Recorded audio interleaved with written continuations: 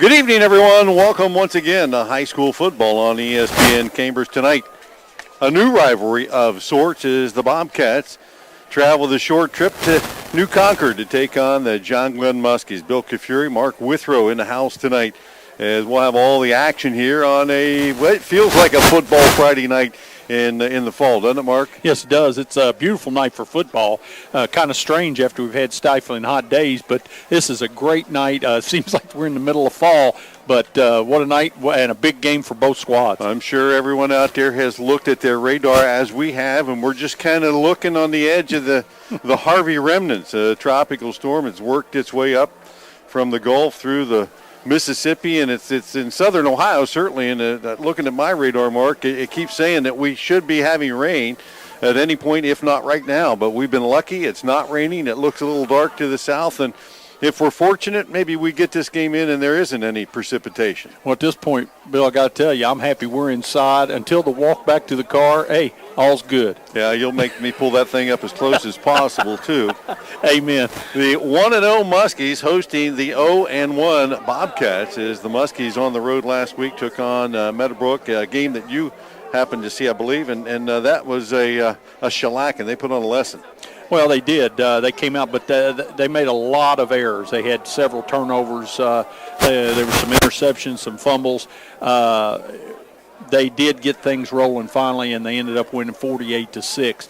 Tremendous amount of skilled players. They've got a bevy of skilled players just as stable. They can go and they move them from running back to receiver.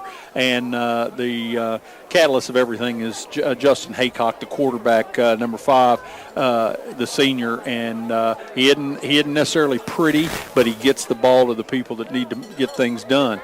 And all these guys that took it on the chin for 2 years, now it's their time, or at least they feel it. Well, they have a lot of depth. I think I've read 26 lettermen and a lot of guys coming back, 16 seniors. And when you have that kind of a team that's put their dues in, and they've been certainly spending time in the weight room, you expect to have success. And I know the coaching staff here at John Glenn certainly has been expecting a lot of success this year. It is the third year for Coach Matt Edwards, and he believes his team now has the system firmly in place, and they can go out and execute and not have to think.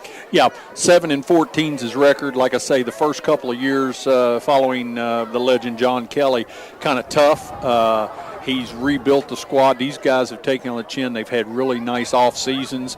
Like he said in his preseason report, these basketball players are now putting that basketball talent to use on the football field.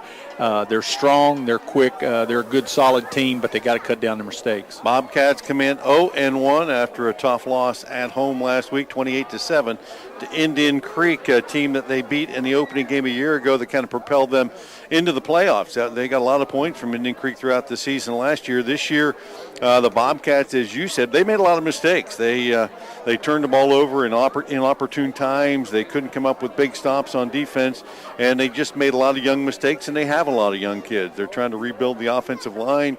They've moved some guys around into some of the running back positions, so they're trying to get something working there. And, if you know Coach Gunn over the years, he's always wanted to have a strong running game to be the nucleus of that team that you can always go to it. That was not the case last week. They threw the ball a lot. And fairly successful at times when they can protect the quarterback, Cooper Kearns, in his first year at the helm. And, he had a pretty decent week last week, but I'm sure that most coaches would tell you once we really find out what we got a week to try to make a lot of improvement. And the old cliche is teams make their most improvement from week 1 to week 2. My feeling as an old coach, I'm sure yours is, you want to improve every week. Yeah, if you're not getting better, you're getting worse.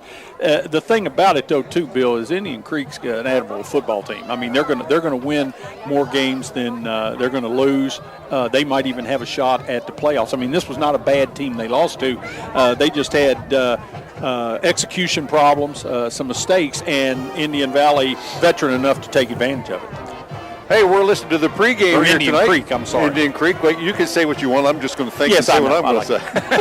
You're listening to our pregame tonight, brought to you by ABC Technical Services, offering a full range of computer services to keep your PC running. Visit ABC Tech online at yourradioplace.com or call them at 740 432-5605. We're going to take a pregame break. We'll come back and take a look at tonight's starting lineups right after this.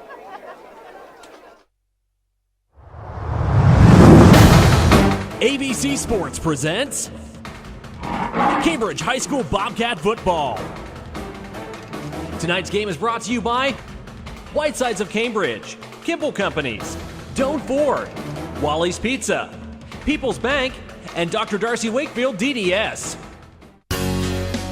At Whitesides of Cambridge, it's all about relationships. Sure, they want to sell you a car, but they also want to earn your business. The people at Whitesides of Cambridge are professionals and never stop training to stay on top of the latest in automotive developments. Your satisfaction is guaranteed. Plus, every new Buick, Cadillac, and GMC in stock is priced at factory invoice or less, plus all eligible incentives and rebates. It pays to drive to Whitesides of Cambridge. Visit them online at whitesidesofcambridge.com. Kimball Recycling and Disposal is hiring. Are you a diesel mechanic looking for a new opportunity? Do you want to work for a company that's been around for over 60 years and is committed to the communities that they serve? Then apply today at Kimball Recycling and Disposal, where they offer competitive wages and generous benefit packages for their diesel mechanics. To apply in person, stop by Kimball Recycling and Disposal at 4217 Glen Highway in Cambridge, or submit a resume to recruiting@kimballcompanies.com. Think Kimball for your next job. Doan Ford has served our valued customers for over 50 years with superior sales and service, and that's why they say, for the best selection of new and pre-owned vehicles, check Doan Ford. I'm not buying till I check Doan Ford. The original Wally's Old Fashioned Pizza is happy to sponsor tonight's event. Since 1978, Wally's family-owned business has been serving pizza, subs, and fresh salads worth leaving home for. Enjoy their pizza tonight and every night, or stop in for their daily lunch special. The original Wally's Old Fashioned Pizza in Cambridge and on Main Street, New Concord. Open 7 days a week at 11 a.m. At People's Bank, we're not just from the community, we're for the community. By having a close relationship with your family, our specialists can assess your immediate needs, as well as help you plan for the future. As you grow, so are your financial goals. It's important to have a reliable partner to guide you through life's biggest milestones. At People's Bank, we are committed to serving the businesses and families of our community, providing financial peace of mind for generations to come. People's Bank, working together, building success. Member FDIC. Choosing a dentist that's right for the whole family is easy when you choose Dr. Darcy Wakefield Family and Cosmetic Dentistry. They understand the importance of good dental hygiene and oral care and are committed to providing you the best care in a fun, pleasant environment. And they offer the latest up-to-date technology in the dental field. From extractions and dentures to whitening and orthodontics, it's all available right here close to home. New families are welcome and emergencies are a priority. Visit Dr. Wakefield on Steubenville Avenue in Cambridge or online at drwakefieldDDS.com. Doan Ford has served our valued customers for over 50 years with superior sales and service, and that's why they say, for an open, honest sales transaction, check Doan Ford. I'm not buying till I check Doan Ford.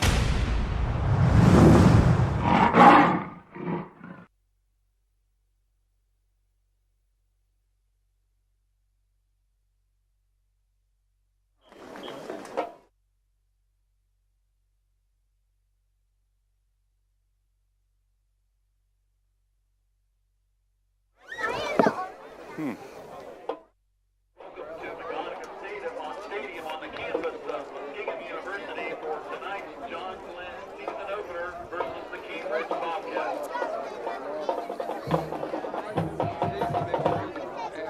Offensive starters for Cambridge. The linemen, number 60, Mason Ogle. Number 59, Kobe Berger. Number 56, Thomas Arnold. Number 50, Hunter Sofka. And number 65, Garrett Dobsel. Quarterback for the Bobcats, number 9, Cooper Kern. Tailback, number 6, Logan Tuttle. The receivers are number 7, Alex Valentine. Number 11, Trent Valentine. And number 80, Ben Williams. The Bobcats are coached by Kevin Gunn.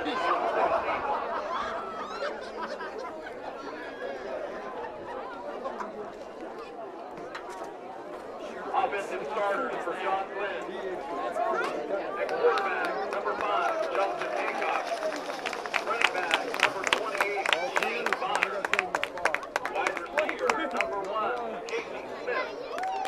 Wide receiver, number 13, Gavin Thompson. Wide receiver, number 10, Vince Larson. Wide receiver, number 12, Reese Perkins. The offensive lineman, number 53, Blake Wilfall. Number 58, Colton Neptune. Number 78, Caden Harris. Number 68, Jake DiLorenzo. And number 55, Eric Johnson. The Muskies are coached by Matt Edwards in his third season.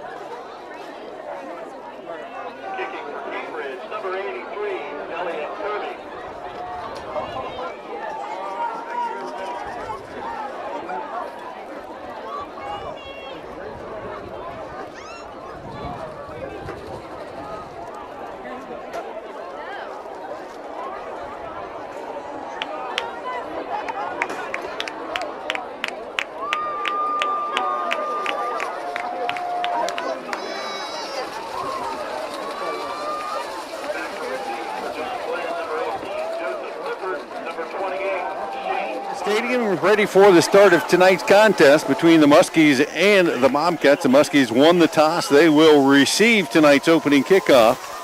Elliot Kirby doing the kicking chores tonight for the Bobcats. Back deep, Shane Bonner, along with Joseph Clifford, to receive the kick. On the right hash, Our WB Green kickoff gets the game underway, and it's kicked to Clifford outside the hashes. He'll work it up the left sideline, break a couple of tackles, out across the 40-yard line, and that's where the Muskies will open up their opening possession tonight. Justin Haycock will bring his team out on the field. Blake Wilfong, Jake DiLorenzo, Caden Harris, Colton Neptune, and Eric Johnson across the front for the Muskies. On the outside, a lot of receivers there as they go spread formation. Casey Smith, Jake Radcliffe, along with Ben Larson and Gavin Thompson will start. You'll see a lot of different numbers in there throughout the night as well. Reese Perkins split wide to the left side, and Shane Bonner in the backfield, along with Haycock. We'll set the Bobcat defense in a moment. A 4-2 look. Back to pass, rolling to his right is Haycock. Looks down the field, has a man wide open in Bobcat territory. That is Casey Smith, and it'll be pulled down for a first down and a gain down to the 43 of the Cats. Yeah, about 16 yards. He had three receivers to the right side, ran them off, and then came underneath. Rolling to his right, Haycock found him in the seam. He just stopped right in the middle of the zone. 1st and 10, handoff straight ahead. Bonner makes a move at the line of scrimmage, lowers his shoulder, and he'll take it down to about the 40-yard line, where he'll be stopped by the Bobcat, Tyler Klein, along with Jordan Urian, one of those front four guys, along with Connor Lepla, Thomas Arnold. The inside backers for the Bobcats, Kobe Berger and Trent Valentine, as the Muskies back to the line and ready to go again. 2nd and 7. 4 wide out look. Back to pass, Haycock. Looks to his right, fires it deep down the right sideline. Has Smith there, tripped up at the 10-yard line, and no flag comes in. Good coverage that time, Logan Tuttle, and Smith has a couple of inches on him. Tuttle about 5'7", and Smith at 6'2", and if that ball is just a little more air under it, that's probably a touchdown. Yeah, that time ran Gavin Thompson right at the safety to hold the safety, and then put Tuttle out on an island with the bigger receiver, just overthrew the receiver. 3rd down. 3rd and 7, 3 wide to the left, 1 to the right. That's Smith. Back to pass Haycock. Looks to the left, fires it in the slot, has a man, and trying to stretch for the first down is Ben Larson, and he may be just shy of it. It's going to bring up a 4th and probably less than a yard situation. Probably going to go for it. I would imagine on the Bobcat 34-yard line, and they line up very quickly. 3 wide, shift to the right side. Bonner offset to the right. They'll fake to him, pass it out in the right flat. Larson hit in the backfield, fumbles the ball, and a scrum for. They're going to call it incomplete. Big play out there by the Bobcats. Ben Stillions, who was right in Larson's face as the ball got there, and Larson never really able to secure control of it. And so the Muskies turn it over on downs. I was expecting to see Bonner up the middle for an easy first down, but the Muskies electing to go for maybe a bigger play, and they will give it back to the Bobcats on downs here with 10:28 left in the opening period and no score. Trying to get it to Larson there and out in open space with the flare, and very well defended by Cambridge. Turnover on downs, and here goes the Big Blue in offense. Cooper Kearns, the starting quarterback for the Bobcats, has Logan Tuttle offset to his right and a 3 wide set as well. We'll set the rest of that offense in a minute. Trent Valentine in motion left to right. Rolling that way is Kearns. Now tucks it, trying to get it up the field, and he's not going to get back to the line of scrimmage. Trying to turn it up on the far right side, and he'll lose a couple of yards there. Good defense that time by Eric Stillion, who came up from his linebacker spot to make that stop. The Bobcats up front, Kobe Berger, Garrett Dostal, Mason Ogle, Hunter Sofka, and Thomas Arnold. On the outside, Trent Valentine, Alex Valentine, Connor Lepla, and Ben Stillions will rotate in and out at wide receivers, along with Connor Alshire. Logan Tuttle in the backfield. This John Glenn defense, good mixture of strength up front and very quick and speedy on the perimeter. Loss of 2 on the play. Quick pass out in the left flat to Alex Valentine. Has it at the 35. Drags defenders out near the 40-yard line. As Ben Larson there on the stop. The Bobcats short of the line to gain by about 4 yards now. Face a 3rd and 4 from their own 40. Picked up about 8 on that particular play. Stuck it to the outside. Tried to get him open in the flat with blockers out in front of him. That defense is pretty quick to get there, so it's a big 3rd down for Cambridge. Third down, let's call it 4. Cats need to get to the 44-yard line. They'll send 3 wide to the right.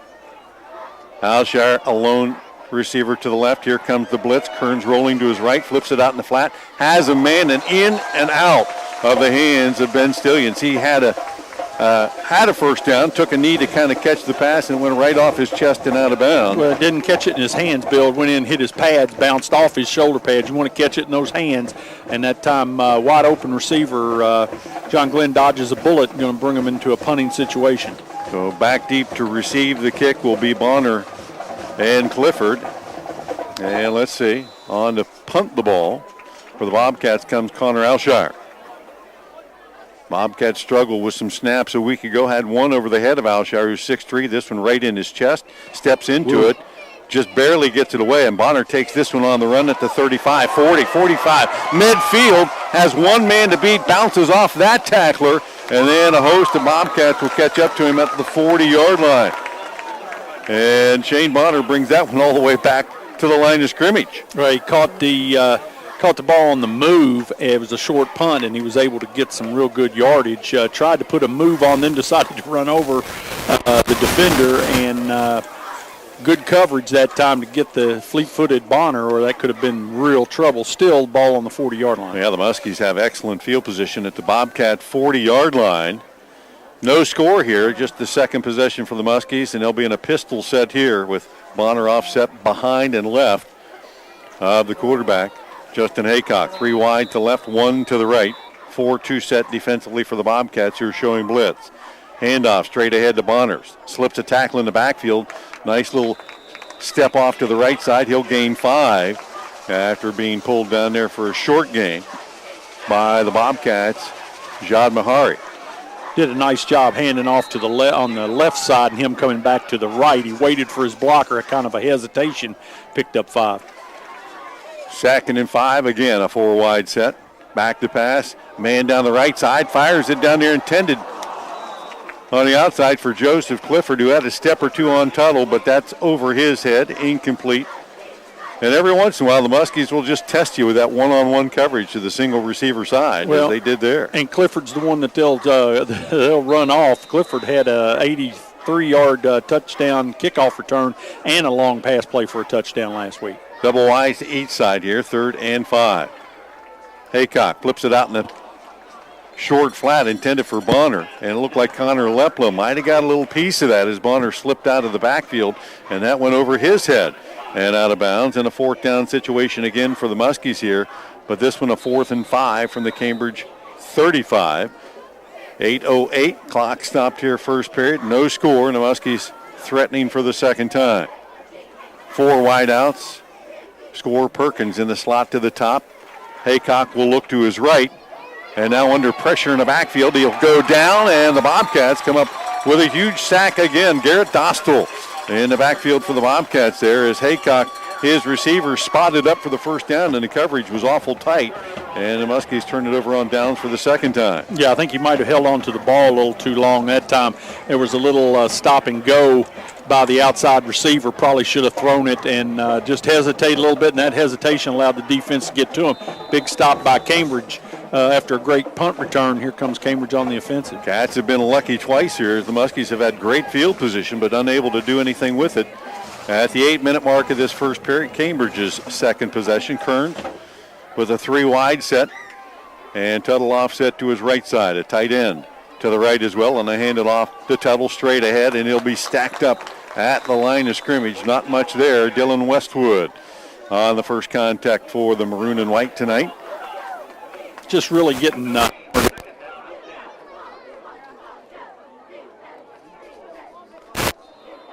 great penetration by the front four, and those linebackers are just coming downhill. 2nd down, call it 10. Cats struggled a week ago to run the ball between the tackles, and so far tonight that has been an instant replay. Pistol set for the Cats with 3 wides.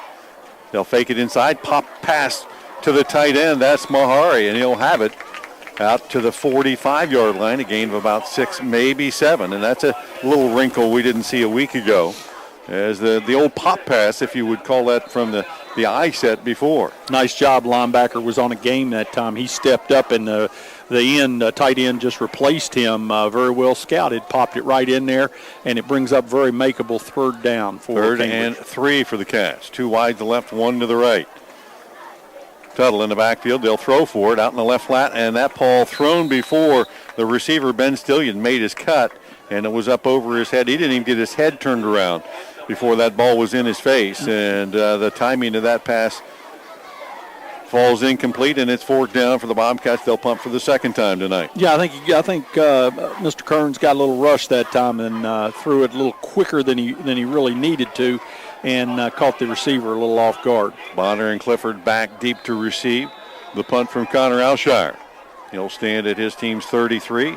Good snap, takes his time, steps into it, high floater that drives Bonner to the sidelines. He'll hit it, let it hit. It does at the 25 and takes a nice little spin backwards for the Muskies out to about the 32-yard line.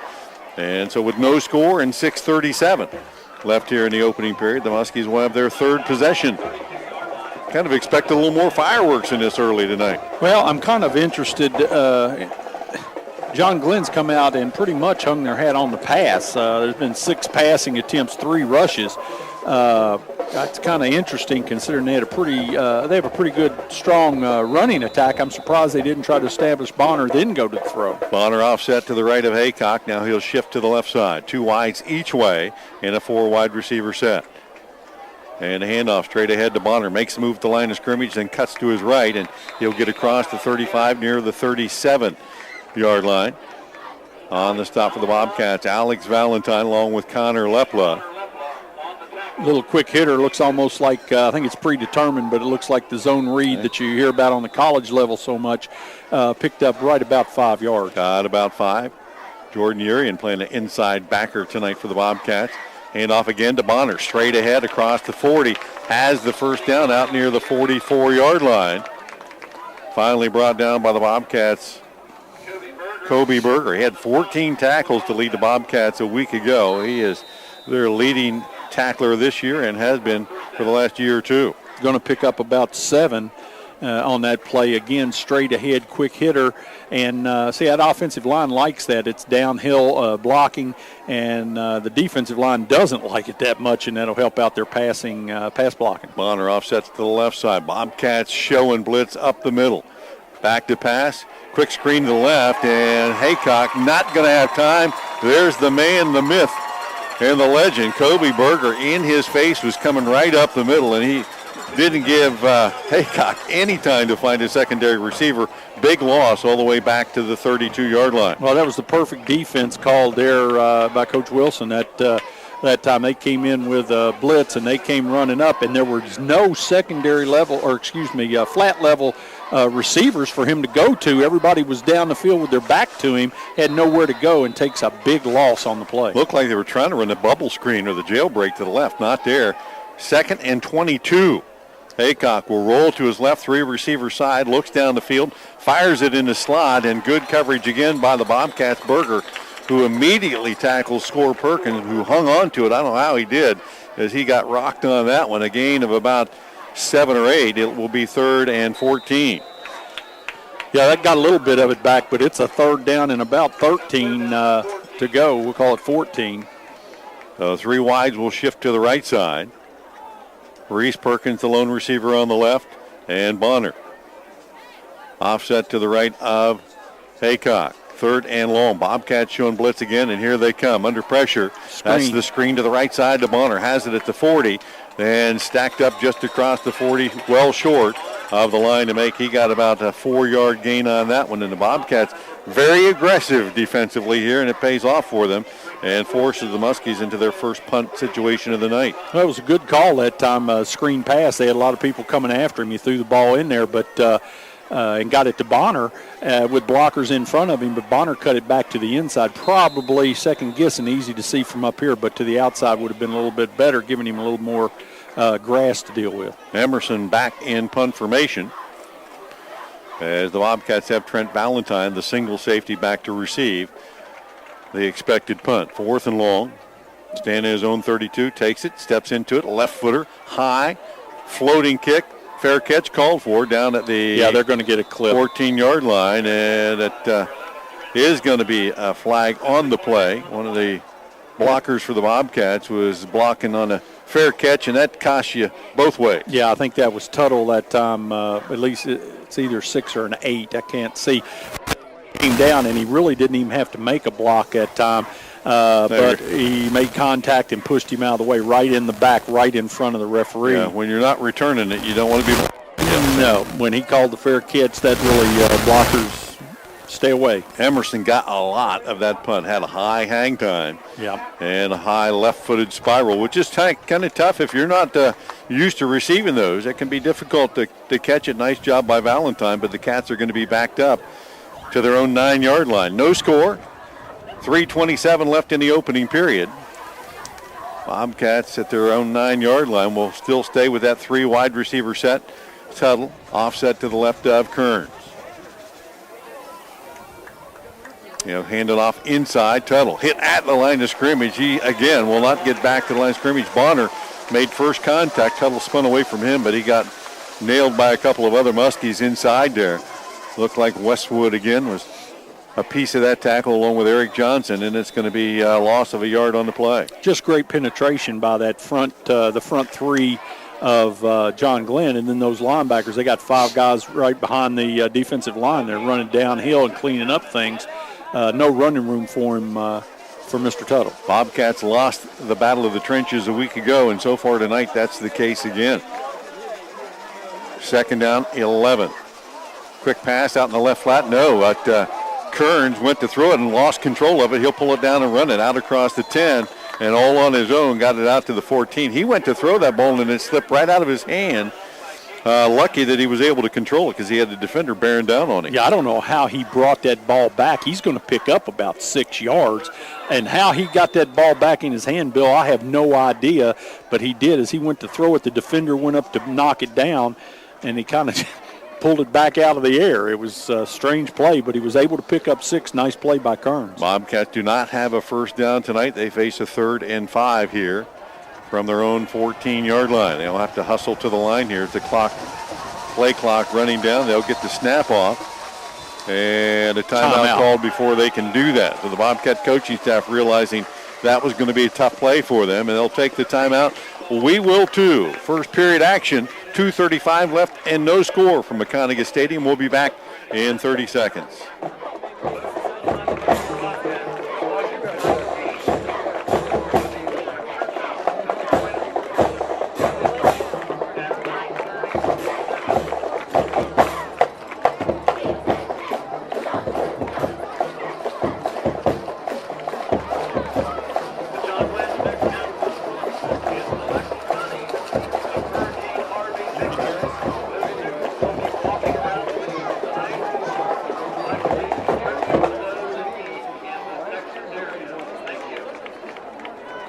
Back at McConagha Stadium, 2:35 left in a scoreless first period. Bill Kafuri and the big coach, Mark Withrow, with me here tonight, high above the stadium. I know how you love heights. 3rd and 5 for the Bobcats, their 3rd possession of the night. Kearns on the delay draw, trying to work it back to Tuttle to the weak side, to the 20 and across the 20. The Cats run a little, that would have been called the counter tray back in the day, but there was a little draw play, and they'll pick up the first down and move the sticks. Cambridge gets their first down of the night. Well, that was a nice look. That's the old sprint draw play. That was used back in the late 70s, early 80s, and just a quarterback rolls to his right and stuffs it into a waiting back, and he cuts back to the left. Nice call, picking up for the first down. 3 wide out set for the Bobcats, a tight end and a back in the backfield is Tuttle. They'll hand it off to Tuttle to the right side, trying to get to the edge, cuts it across the 25 and out near the 30-yard line. The Bobcats starting to get a few yards, switching it up a little bit, give them about 4.5 on that play. So Cambridge getting into a little bit of a rhythm here on this possession. Well, doing a nice job of play calling. They came with a little, like you said, a counter-looking play, flowed to the right. They're quick reading, and it came back to the left, picked up the first down, and that time they swept it to the right side, working on the perimeter instead of trying to run it up through the teeth of that defense with those 3 big guys. Second, call it 5. In motion goes Trent Valentine, left to right. Rolling to his left is Kearns, looking down the field. Now he'll tuck it and run to the 30 and run out of bounds at the 34-yard line. That's going to be short of a first down by about a yard. And the Cats will be faced with a 3rd and short. Something they did not do very well a week ago was pick up a lot of those short yardage situations. We'll see if they have any kind of a change to that philosophy tonight. Well, nice decision by Kearns that time as he rolled to his left looking for a receiver. And, everybody seemed to be covered or he didn't see what he liked. He tucked that baby and ran to the sideline, took a direct route, and came close to getting the first down. Cats do not have a big back in the backfield. They'll hand it off straight ahead to Tuttle. Stacked up the last scrimmage, bounces off, and then caught in the backfield. Nice defensive play by Brady Emerson, who came up with a huge stop for a loss, and the Bobcats are going to be forced to punt the ball away. And that was a problem for the Cats a week ago. 3rd and short, 4th and short. They just don't have that big horse that they can turn around and hand it off to. And the line that time up front didn't get it done either. No, he got stuffed on the right side and looked like he was going to take a loss and then redirect him. From up here, it looked like he was going to make something happen, made a good decision. But Emerson closed quick and got him for a 3-yard loss. Oshire back to punt, high snap, steps into it, short punt to the left side. He barely got that one away, and it will take a musky bounce at the 40-yard line out to the 42. And John Glenn will take over again with no score, 36 seconds left on this first period clock. And once again, John Glenn with pretty good field position. Tell you, Bill, Alshire is standing at about 12 yards, so that means he's punting it between 9 and 10. And he's not taking quick steps. He's catching it and taking that slow 1-2. And this is his first year as a punter at the varsity level. And, I think teams are realizing that he's a little bit too methodical back there. Yeah, and I'm afraid he's going to get one blocked. He's come close a couple of times. If you're afraid, you can imagine what the coaching staff feels like. Yeah, that's for sure. 1st and 10 for the Muskies at their own 41-yard line. 3 wides to the left. Bonner offset to the right. Back to pass. Haycock. He'll take the shot down the right side. Has a man. Clifford there had 3 or 4 steps on the defender Tuttle. But once again, Haycock, just too much arm there. He needs to put just a hair more air under that. And that's an easy 6. Yeah, they're going to keep taking shots, aren't they? Oh, yeah, they're going to do that. Well, they've got the skill people that, they're fast enough they can get behind the secondary. They're giving about a 4 or 5 yard cushion, if that. They're even playing press. Tuttle's, he's backing up a little bit now. Going to give him a little bit more juice out there. Handoff inside to Bonner. Bounces off of one tackler, but right into the hands of a couple of more. First contact for the Bobcats was Jordan Urian, but then Alex Valentine came in and cleaned that one up pretty quickly. No gain on the play, and it's going to be 3rd and 10. Nice job by the Bobcats getting people to the football because Bonner's a dangerous runner. It's tough to get him down with an arm tackle, and you got to get people to the ball, and Cambridge did a good job. Looks like we got a timeout. And that is the end of the first period as we'll head to the second period of play with no score here at McConagha Stadium. The Bobcats and the Muskies. More football on ESPN Cambridge coming up right after this.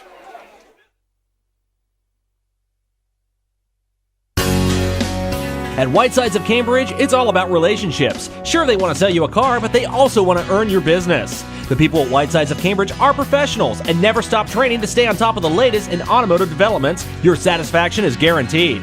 Plus, every new Buick, Cadillac, and GMC in stock is priced at factory invoice or less, plus all eligible incentives and rebates. It pays to drive to Whitesides of Cambridge. Visit them online at whitesidesofcambridge.com. Kimball Recycling and Disposal is hiring. Are you a diesel mechanic looking for a new opportunity? Do you want to work for a company that's been around for over 60 years and is committed to the communities that they serve? Then apply today at Kimball Recycling and Disposal, where they offer competitive wages and generous benefit packages for their diesel mechanics. To apply in person, stop by Kimball Recycling and Disposal at 4217 Glen Highway in Cambridge, or submit a resume to recruiting@kimballcompanies.com. Think Kimball for your next job.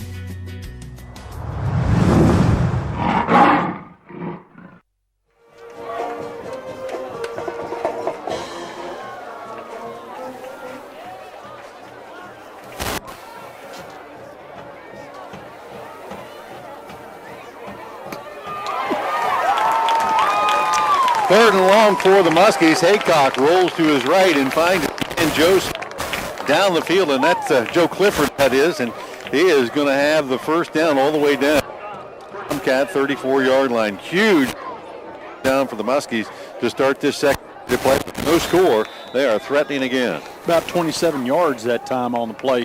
Little end pattern there to the receiver, and Haycock rolling out and had a nice look. 1st and 10. Haycock back to pass again. Finds Bonner out in the left flat. One tackler. Down the sideline, 20. Down to the 15 and knocked out by Stevens near the 12-yard line.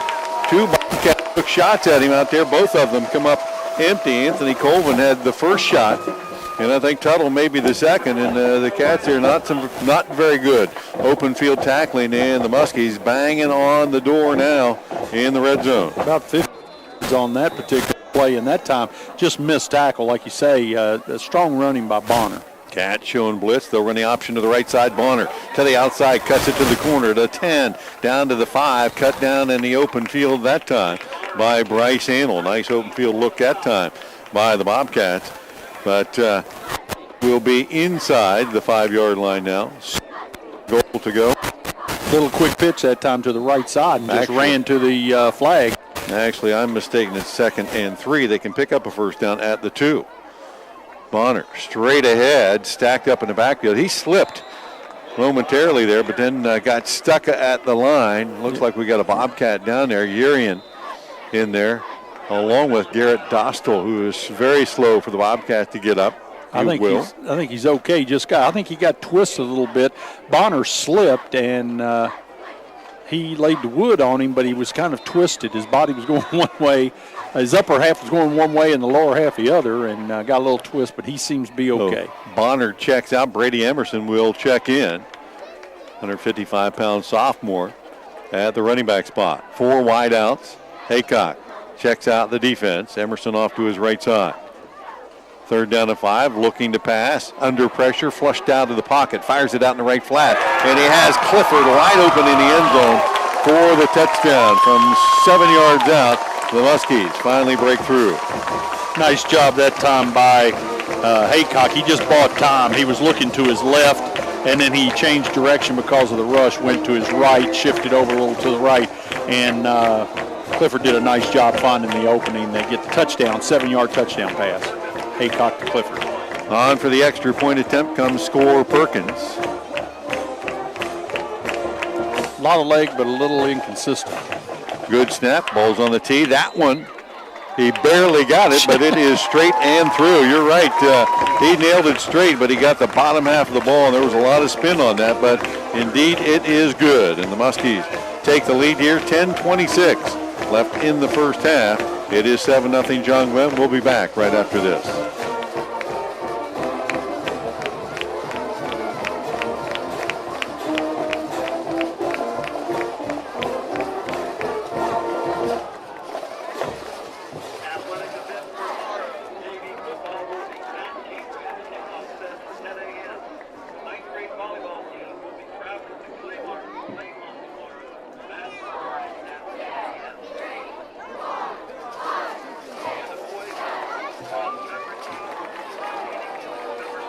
Back in McConagha Stadium, 7-0.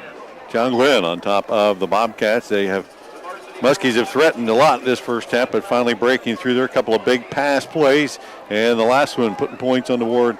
Justin Haycock to Joseph Clifford. Score Perkins' kick is good.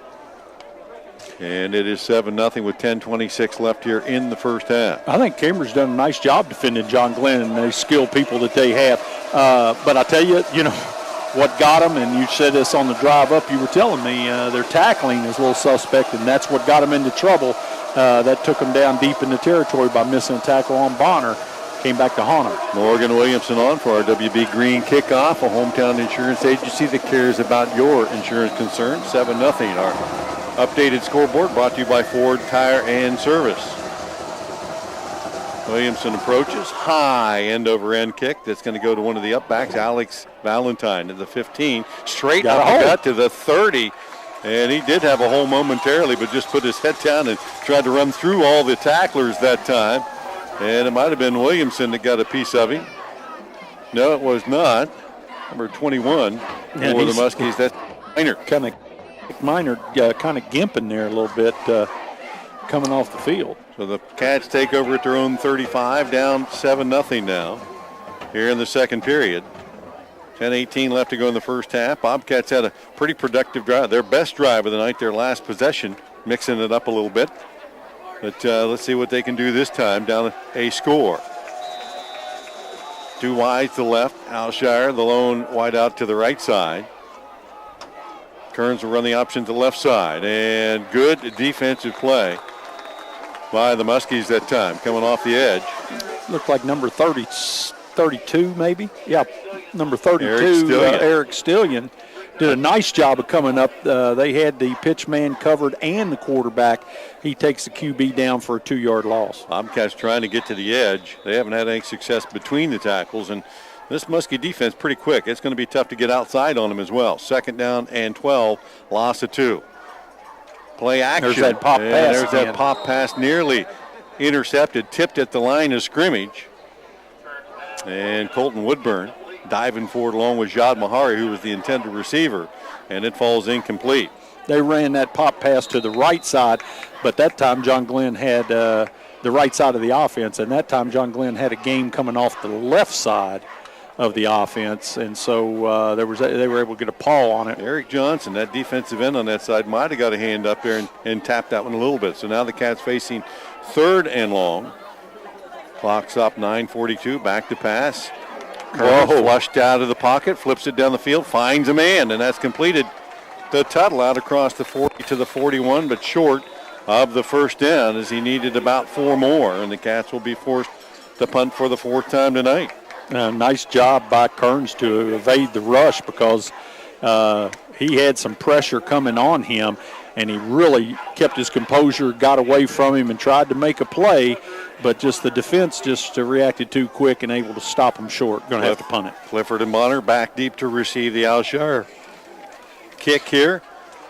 Alshire to zone 30. Barely got it away last time. The high snap gets this one away in one step and hits it pretty good inside to 25. Coming to the left side. Clifford has a wall to the 30, 40, midfield. And collared out of bounds by Connor Lepla. A couple of really nice blocks along the way. Decleated some defenders that time. Had the wall set up to John Glenn's bench on the left side here, and Clifford got to it. Great field position for John Glenn at about, looks like they're going to mark this thing at about the 43 of Cambridge. John Glenn's had pretty good field position most of the night, leading 7-0. They'll take this one with 8:49 left here in the first half and nearly in 4-down territory. 3 wide to the right. Reese Perkins that is, wide to the left, and Bonner offset to the right in the backfield.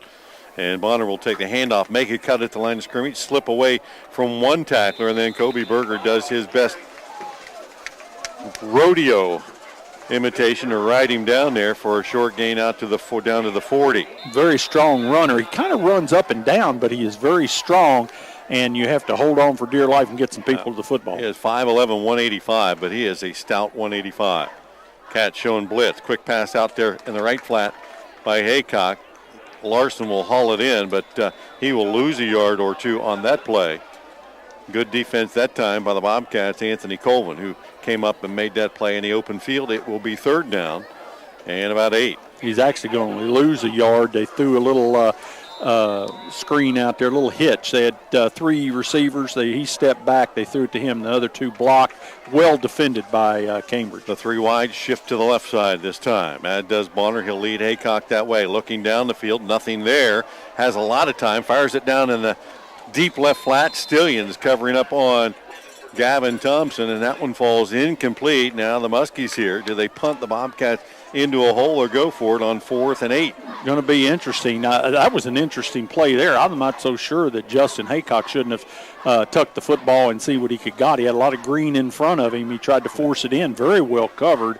Some quarterbacks will take off the first instance they get, like Cooper Kearns. For Haycock, he just wants to buy time to throw the ball. Yeah, he's trying to get those skill people, but that time I think he could have Haycock steps back. Quick he is going to pooch kick it down the field. Nice kick. Lands at the 10, takes a musky bounce inside the 5 and down to the 4-yard line. And just before that ball got snapped, Haycock took a couple of steps back in like a deep or a short punt situation, and that little quick kick is going to really pin the Bobcats deep in their own territory. Yeah. At their own 4-yard line. Great coaching move that time as Cambridge got the football inside their 5-yard line, about the 4.5. 7-0. Muskies on top of the Bobcats now, faced with 96 yards to try to get it to the end zone. They would be happy to try to move the sticks a couple of times here and get it out of their own end zone. They're going to go to the I-set look here. Jordan Urian comes into the fullback spot. They'll bring a tight end in as well, Preston Daniels. And they'll run play action. Have a man in the flat. He's and open. It is open out there. Trent Valentine catches it out across the 20 to the 22 before he's covered up. Meinert and Clifford on the stop. But the Bobcats there with that run set fooled everybody. And wide open, Trent Valentine for her first catch of the night. Nice looking play. Good play call that time to get that ball to Trent Valentine, number 11. He is their leading receiver. He had 5 catches a week ago. And a touchdown. Came across from the left side, came all the way across the formation to the right, and got about a 12, 15-yard gain. Lepla wide to the right. They'll run the option to the left side. Kearns keeps it across the 20, 25 out to the 30, and maybe another first down as the Bobcats indeed are moving the ball again pretty well outside of their own goal area. They'll have it out to the 32-yard line. Nice job by Kearns that time to tuck it and got behind his blockers and able to pick up 11 or 12. 2 plays, 2 first downs for the Bobcats. That doubles their total for the night.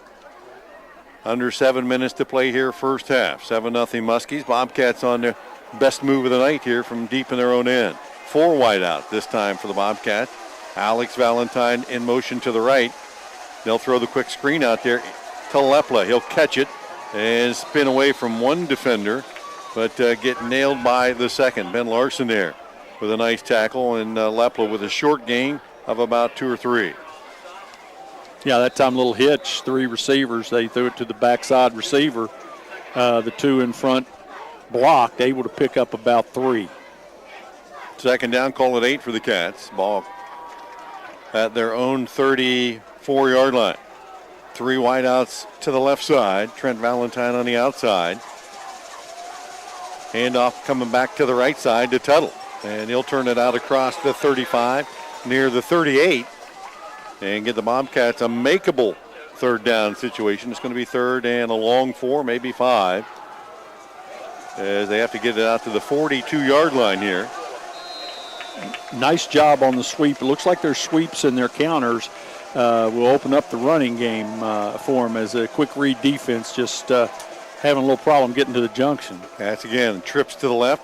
Play action. No, Cooper Kearns will keep it. Spun away from one tackler and then stacked up.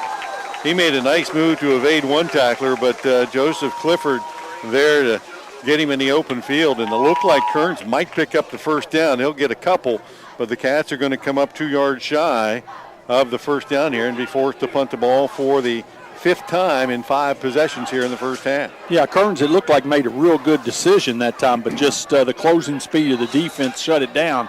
And it looks like right now with 4th and short that Cambridge is going to punt. Clifford and Bonner back to receive the punt. See, he's at 12 yards. Check that out. Alshire has to go off the side of his foot, and it ends up actually being a pretty good punt that it goes out of bounds on the far sideline at about the 30-yard line. So that's where the Muskies will take over, leading by 7 with 4:47 left here in the first half. Now, you didn't want to let the Muskies return another one, and maybe he was trying to punt it away from them, but it looked like it got shanked more than anything. Well, he took a Cambridge roll, and so a little change in field position. Looked like John Glenn had them stuffed. Nice job by Cambridge to get it out of that hole and kind of reverse things. 4:47 left in the first half. Muskies in a 4 wide set with 3 offset to the left side. Emerson in the backfield, offset left of Haycock. And he'll take the quick swing pass out in the left flat. Has the 30-yard line across the 35 and out to nearly the 37. Emerson just a little swing pass as Colvin and Urian there for the Bobcats on the stop, but a nice first down gain. Yeah, nice job that time, just out into the flat. Threw it out there, and all the receivers that were spread the trips to this side, they just did blocking. They had on hat and able to pick up 5 yards on that pass. Give the receivers some credit. They did a pretty nice job out there blocking that time. Yeah. Muskies flopped the formation to the wide side. That's the right 3 wides there. Emerson will offset that way as well. 4 defensive linemen for the Bobcats. Haycock will roll to his right. Looks down the field. Nobody there. Has plenty of time now. Turns it up the field and throws it. And 2 Bobcats had pretty good looks at it, but nobody comes up with it. Anal and it looked like Tuttle. Yeah, we got a flag on the play. Holding like in the back. But no wonder Haycock had so much time, as he had all day to look down the field, but his receivers couldn't find anything. And that's going to be the first penalty of the night. If I had to be critical of Haycock, I just think he's holding the ball too long. I mean, when there's nobody there, tuck that thing and run. He's got some grass in front of him. I don't understand. Yeah, he was out all year last year with an injury, and maybe in the back of his head, he's thinking, I'm here to throw it, hand it off, and that's it. Maybe you can't fault him for that. He's got a great arm and a lot of guys to hand it off to. Yeah, and he's got some really nice skill people. But I just, he's had some opportunities to pick up some pretty good yardage, and, he just hadn't done it. That's you and I up here as old coaches saying, hey, there's a chance there to gain some yardage. Yeah, we don't know the game. His coach might be down there saying, we need you for 10, 11 games this year, buddy. That's you right. Stay healthy. You're absolutely Throw right. that thing away. And he had done a pretty good job of that. Although last week, he had he had 3 touchdowns, but 2 interceptions. Yeah, and he fumbled the ball too. He had some mistakes, but hey, his first year as a varsity quarterback, not too shabby. Not too bad. He faces second and about 20. As the ball now back at the 20-yard line. And back straight to pass. He'll run the screen to score Perkins, and Perkins will make the catch, but Connor Leplo read that one from the get-go. Yeah, I'm not so sure he didn't lose it. I think he might have even, they're not moving the stick, so. A safe play by the Muskies and an easy play for the Bobcat defense. And now it's 3rd down and 20. Clifford drawing double coverage to the top as a single receiver. He has beaten the Bobcats a couple of times in coverage. They just haven't been able to get the ball to him. They got a safety sitting over top of him, too. Haycock, we're on the option to the left, pitches it out to Emerson, tries to get to the corner, tiptoes the sideline, and gets it out across the 30 to about the 32. That's a gain of about 12 on the play, but well short of the first down marker. And it will be 4th down for the Muskies. The clock stopped with 3:02 left here in the first half. Yeah, a little bit of an option there. Pitched it out. Emerson able to get them back inside the sticks. It's going to be 4th and 9. Going to have to punt that baby away. Well, Emerson will go back in punt formation. Trent Valentine back to receive it for the Bobcat. Emerson, the left footer, steps into it. Low liner that's going to bounce at the 40. Take 2 or 3 bounces right into the hands of Valentine, trying to get to the outside to the 30. Dives ahead to the 35. As pretty good coverage by the Muskies that time, hustling down there to make the play. I was going to question Valentine for grabbing that football, but he doesn't grab it. They lose another 10 yards, and he was able to pick up about 6 or 7. So pretty good decision by Valentine. Going to help Cambridge's field position at the 1st and 10. It was not catchable in the air, but he let it bounce right to him. And Parker Zacharick there to trip him up, but he still got, like you said, maybe 10 yards back out of the deal, out to the 35. So the Cats down 7-0. Have another opportunity here to try to put a drive together with 2:52 left. And I believe they have all their timeouts as well. Now 2 of them. So they'll go 3 wide to the right, 1 to the left. Kearns flips it out into the right flat, and that's going to be completed. And Shane Bonner just drove the blocker all the way back and tackled Trent Valentine for about a 5-yard loss. Yeah, and that shows you the strength of Bonner, as the blocker was engaged with him, and he still was able to take the blocker and go back and knock the receiver down. Kearns rolling to his left, 2nd and long, fires it down there, and in and out of the hands of Trent Valentine, the intended receiver. Good coverage that time. Casey Smith came right over the top and knocked that ball out of his hand just as it got there. Yeah, actually double coverage he threw into that time. A nice ball and the receiver got his hands on it, but very well defended by John Glenn. I tell you, both these teams pass the ball so much that possessions, 3 plays and out, and you only run about 30 seconds off the clock. Could be a long one, partner. It has been already. 2:24 remains here in the first half. Both these teams have had 5-6 possessions now. 3rd and 15 for the Bobcats. Kern straight back, steps up in the pocket, now flushed out, looks down the field, has a man, and Alshire, his intended receiver, Clifford there. That one thrown out of bounds, and nobody's going to get to it. And the Cats will face another 4th down and another punt situation. Their 6th punt of this first half. Nice job by Kearns getting away from the rush. There were people all around him, and he kept moving and was able to get away from the rush and made a throw, allowing his receiver to have an opportunity for a play. Well, the Muskies are going to get another look at it with 2:16 to go. Alshire back in punt formation. Clifford and Bonner back to receive. And Alshire again trying to punt this one away from Bonner to the right side. And it hits at the 40, takes a huge Bobcat bounce all the way down near the 20-yard line. And that's where the Cats will down it. And you count up the yardage on that. That's his best punt of the season. Yeah, no doubt about it. Kilo White was the first one down there to down it. About a 45-yard punt, maybe a 50-yarder. And the Muskies will have the long field now. Yeah, and that changes definitely changes the field position. 2:06 left here in the first half, 7-0 John Glenn. Scoring early in the second period here, Justin Haycock finding Joe Clifford in the corner of the end zone. And that's all the scoring we've had in this first half so far. The Muskies have that quick strike capability, though. They start this drive at their own 21-yard line. Haycock with Bonner in the backfield, 2 wides each way for the Muskies. They'll spread the field, hand it off straight ahead to Bonner. To the 25, 30, straight down the middle of the field. Slips the tackler near the 50-yard line. Now the Bobcat defense is going to catch up to him as Bryce Antle made him cut back.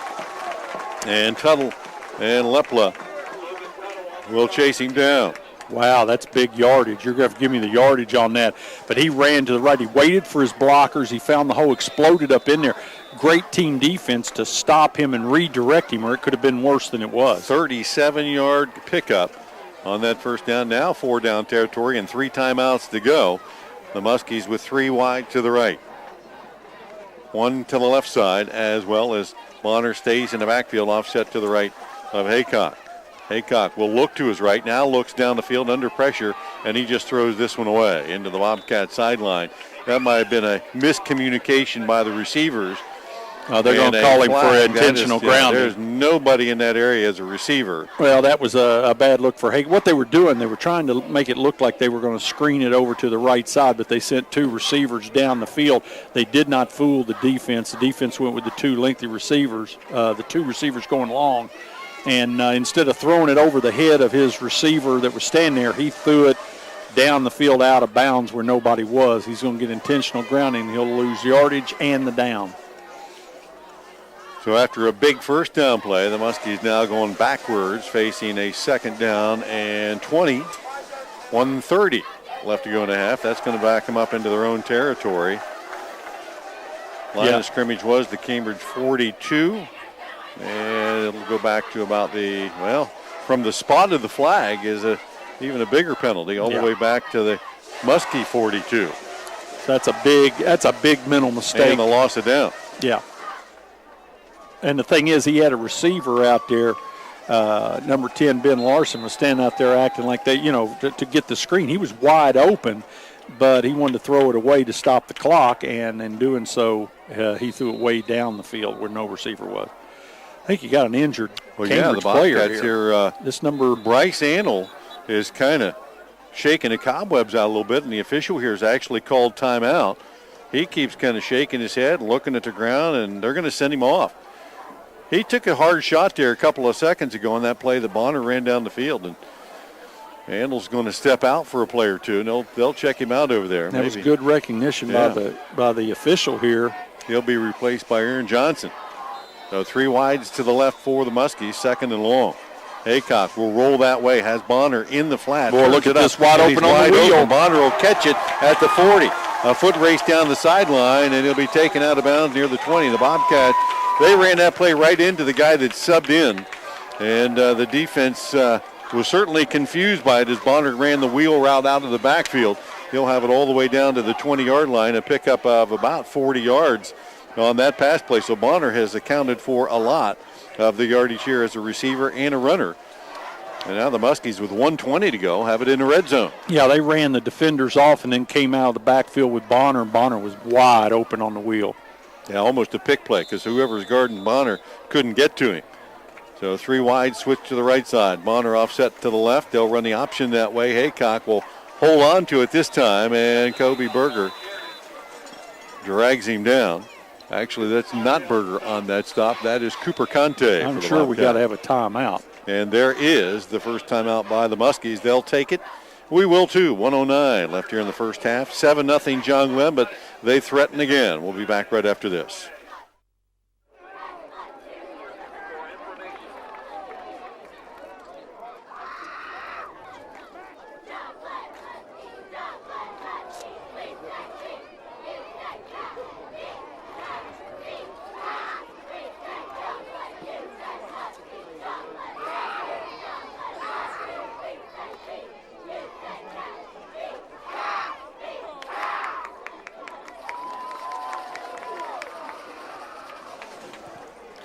Back at McConagha Stadium. 1:09 left here in the first half. 7-0 John Glenn, and they threaten here again as a couple of big plays, and they fall off a penalty, and they have the ball at the Bobcat 20-yard line. 2 more timeouts and an opportunity to put points on the board. 3 wide to the right. Bonner offset to the right of Haycock. Takes the snap. Drops straight back, looks deep down the seam, has a man, and throws it over his head and right into the hands of Bryce Anno, who checked back into the game, and that one got on him so fast he couldn't get his hands up. Hit him right in the chest, and boy, that was a great opportunity for the Bobcats there to come up with that turnover. Instead, it's going to be another chance for the Muskies to score. Well, it looked like he was trying to go to Casey Smith on a little post, but it hey, he overthrew him by a long shot, and the safety was sitting back here and hit him right in the Smith chest. was open on the low pass underneath, but not over the top. Smith, a wide out wide to the right of 3 set. Bonner offset to the left side of Aycock. He'll take the snap, drop straight back, and penalty flag. I think somebody got in the neutral. Yep. No, illegal procedure. Illegal procedure, the call against the Muskies, trying to get off quickly. Nice job defensively by Cambridge. They walked everybody up in the gaps. Those linemen got fidgety and a little bit of a movement, and so that's going to put them back another 5. So 3rd and 15 now. I'm sure 4 down territory for the Muskies here. This would be a pretty lengthy field goal attempt if they would get to that situation here. Anyway, 3 wides to the left side. That's the short side of the field. Haycock. I think we're going to get a timeout. Yeah, the Muskies, they need to really discuss it here. They look like they were out of sorts. We're not, though. We got it under control. We'll take the break as well. 1:02 left in the half. 7-0 Muskies. We'll be back right after this.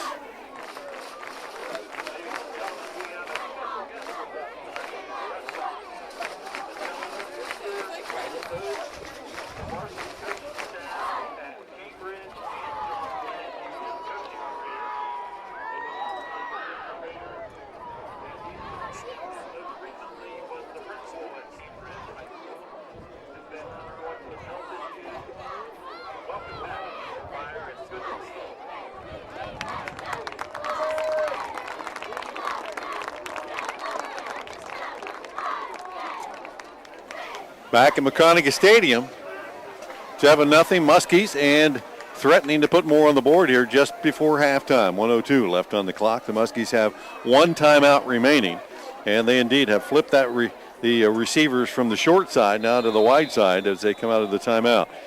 3 wide to the right. Bonner offset that way as well. Bobcats showing blitz. Here they come. Rolling to his right. Haycock looks down the middle of the field for his intended receiver, Smith, and out of his reach. And the Bobcats, with so much heat, Haycock just didn't have time to look for anyone. Well, he rolled out to his right, and they ran the receivers off to the sideline and then broke the outside receiver to the inside, and he was open, but he just rushed his throw. Tough to throw across your body, and, just to miss the receiver. So here we are, 4th down and 15, and what looked like a great scoring opportunity has come down to the last gasp. Muskies split the receivers, 2 to each side. Haycock with Bonner in the backfield, drops straight back, flips it to Bonner in the left flat. He'll complete it there, and the Bobcats chasing him from behind, from the side, and from the front. And they'll collar him out around the 25-yard line. Berger there along with Tuttle and Valentine and Tom Arnold for the Bobcats. So that will be another opportunity for the Muskies missed, as they've now had 3 chances to score. They've turned the ball over on downs in Cambridge territory. Yeah, well, they had a nice-looking play there. They did not execute. They didn't get it done. They had opportunities, and it all started with the mental mistake on the intentional grounding. And, had some opportunities, but you got to capitalize, and the defense stood for Cambridge, and here they come on the offense. Well, the Bobcats have just 50 seconds left on the clock, although they have 2 timeouts. They're at their own 25-yard line. Heck, Bill, in 50 seconds, they could run 20 plays. Well, we've seen that happen several times tonight. 3 wide to left for the Cats. Handoff to Tuttle coming back to the right side. Makes a move to try to get to the corner, and he'll be flipped on his head out about the 25-yard line. Blaze Baker that time came in from his linebacking position, able to get the tackle, but not before Tuttle picked up about 5 yards. I think you'll see the Bobcats be happy to take that 7-0 deficit and not make a mistake here, and they'll have the ball first to start the second half. They'll have to run one more play to do that. 3 wideouts. Tuttle offset to the right of Kearns, and he'll take the handoff again, this time going to the left side, look for the cutback, and he'll get back maybe to the line of scrimmage, and that indeed will probably be the first play of this first half, as it doesn't look like either one of these teams wants to stop the clock again, and it will bring us to the halftime break, 7-0. John Glenn Muskies on top of the Bobcats. Just that lone score in the first half, Haycock finding Joe Clifford early in that second period, and that's all we've had. We thought we might have a few more fireworks in that, but both teams' defenses certainly have shored things up since last week. Yeah, no doubt. It just Cambridge, I think you have to give them a lot of credit. They've made the stands when they had to. They've turned John Glenn away, and John Glenn just sputtering, unable to put anything really together. They did get the touchdown, the score, and I guess that's what matters. But Cambridge hanging in there, and as long as they can stay in there, it's still a ball game. We invite you to stay tuned. Owen in. We'll have a halftime show for you here. Mark and I will be back with our first half stats and get you set up for the second half of action here on ESPN Cambridge. We'll be back in a little while. Talk to you then.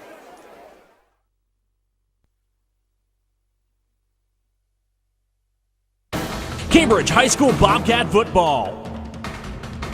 Tonight's game is brought to you by Whitesides of Cambridge, Kimball Companies, Doan Ford, Wally's Pizza, People's Bank, and Dr. Darcy Wakefield DDS. Doan Ford has served our valued customers for over 50 years with superior sales and service, and that's why they say, For experienced low-pressure sales, check Doan Ford. I'm not buying till I check Doan Ford. The original Wally's Old Fashioned Pizza is happy to sponsor tonight's event. Since 1978, Wally's family-owned business has been serving pizza, subs, and fresh salads worth leaving home for. Enjoy their pizza tonight and every night, or stop in for their daily lunch special. The original Wally's Old Fashioned Pizza in Cambridge and on Main Street, New Concord. Open 7 days a week at 11 a.m. At People's Bank, we're not just from the community, we're for the community. By having a close relationship with your family, our specialists can assess your immediate needs, as well as help you plan for the future. As you grow, so are your financial goals. It's important to have a reliable partner to guide you through life's biggest milestones. At People's Bank, we are committed to serving the businesses and families of our community, providing financial peace of mind for generations to come. People's Bank, working together, building success. Member FDIC. Doan Ford has served our valued customers for over 50 years with superior sales and service, and that's why they say, For the best selection of new and pre-owned vehicles, check Doan Ford. I'm not buying till I check Doan Ford. The halftime show is brought to you by Mr. Lee's Restaurant, 2000 East Wheeling Avenue in Cambridge. Open for breakfast, lunch, and dinner, serving delicious home-cooked meals.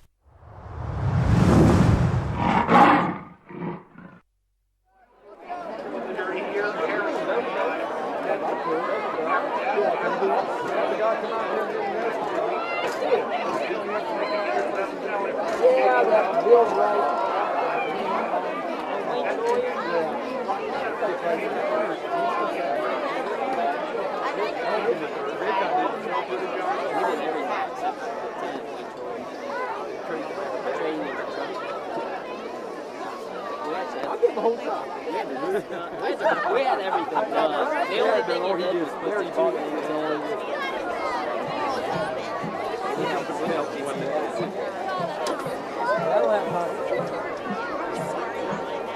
It took me 10 years ago to want to make one more. 10 days.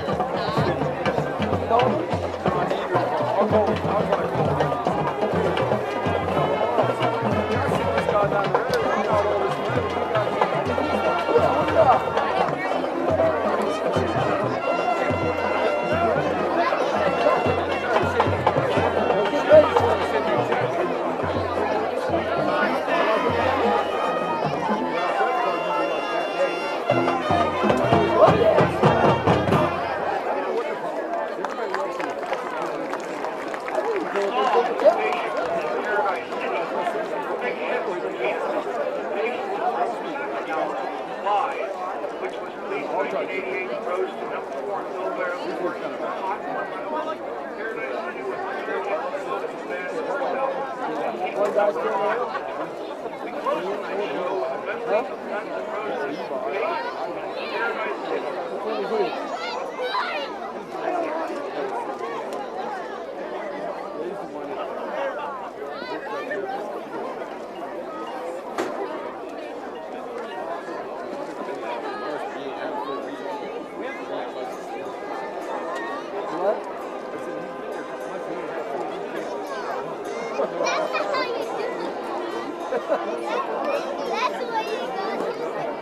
That's why you go.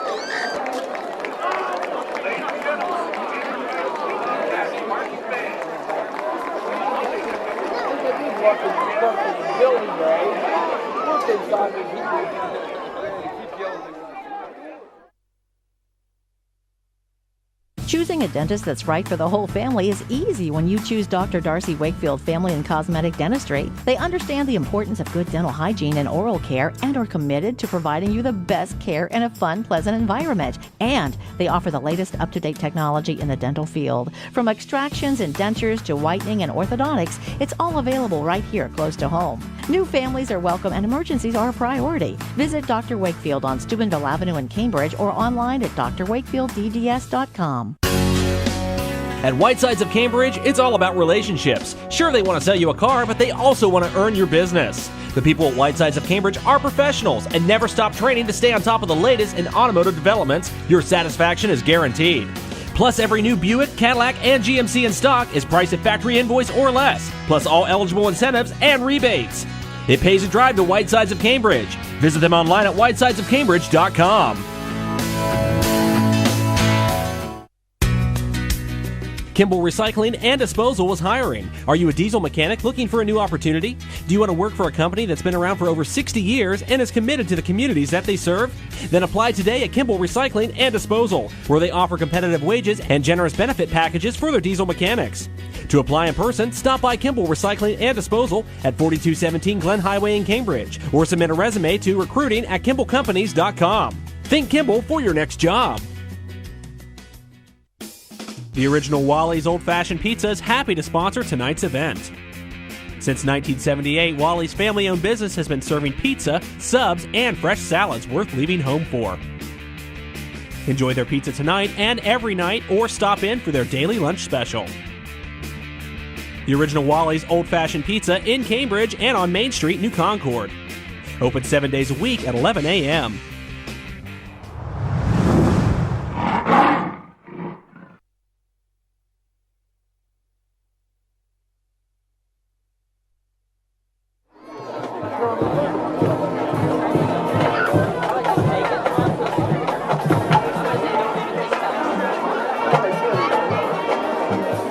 Done for to serve our bite.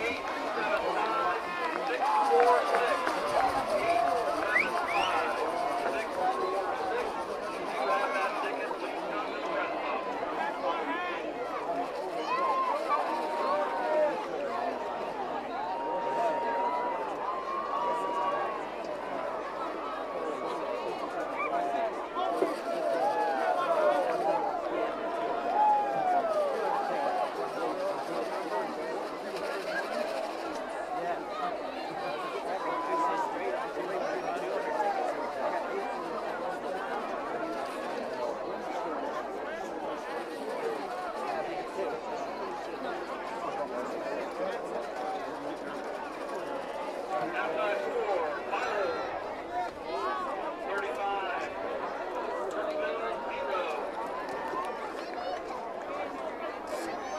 New Lex over West Muskingum 20-6.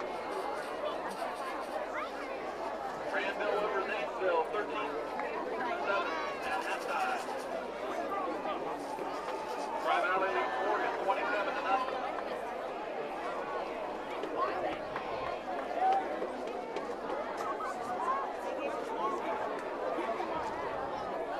Sheridan over Maysville 27-6. Switching that field position battle as it has been heavily in the favor of the Muskies in the first half.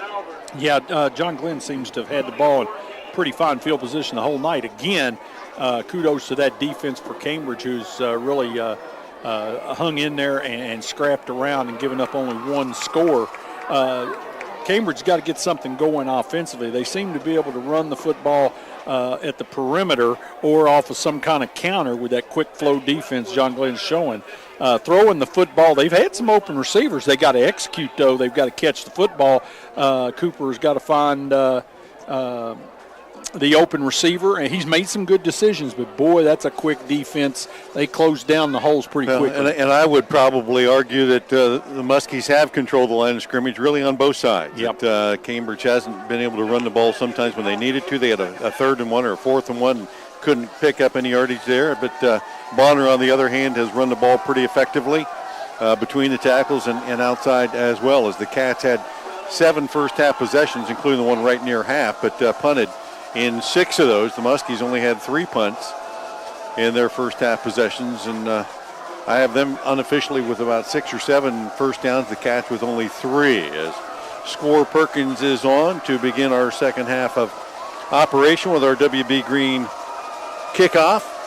Back deep for the Bobcats is Trent Valentine and Logan Tuttle standing inside the 10. This is a huge series for both ball clubs. Offensively, Cambridge wants to get off the snide, and, of course, defensively, John Glenn wants to stuff them. A squib kick, and that's going to go right in the hands of one of the up guys for the Bobcats. David Moore falls on that one, and it's going to set the Bobcats up in pretty good field position. Yeah, really nice job taking their time falling back. Been a nice call by John Glenn, but Cambridge dodges that bullet and has great field position. So 1st and 10 for the Bobcats. They'll have really their best field position of the night, starting at their own 42-yard line. Cats will spread the field, 3 wides, 2 to the left. And Tuttle offset to the left to Cooper Kearns. They'll roll to the left. Kearns looks down and into the flat, had a man and threw it short of his intended man. And that's Trent Valentine, who could not come up with it. Casey Smith in good coverage that time for the Muskies. Yeah, a little in route that time. He rolled to his left. The receiver came from the split, busted off the line about 7 to 8, and then came back to 6. Just threw it into the ground. Not a good ball that time. Incomplete. Stops the clock again, Bill. 2nd down and 10. The wind has picked up a little bit. We've had a little bit of rain during halftime here.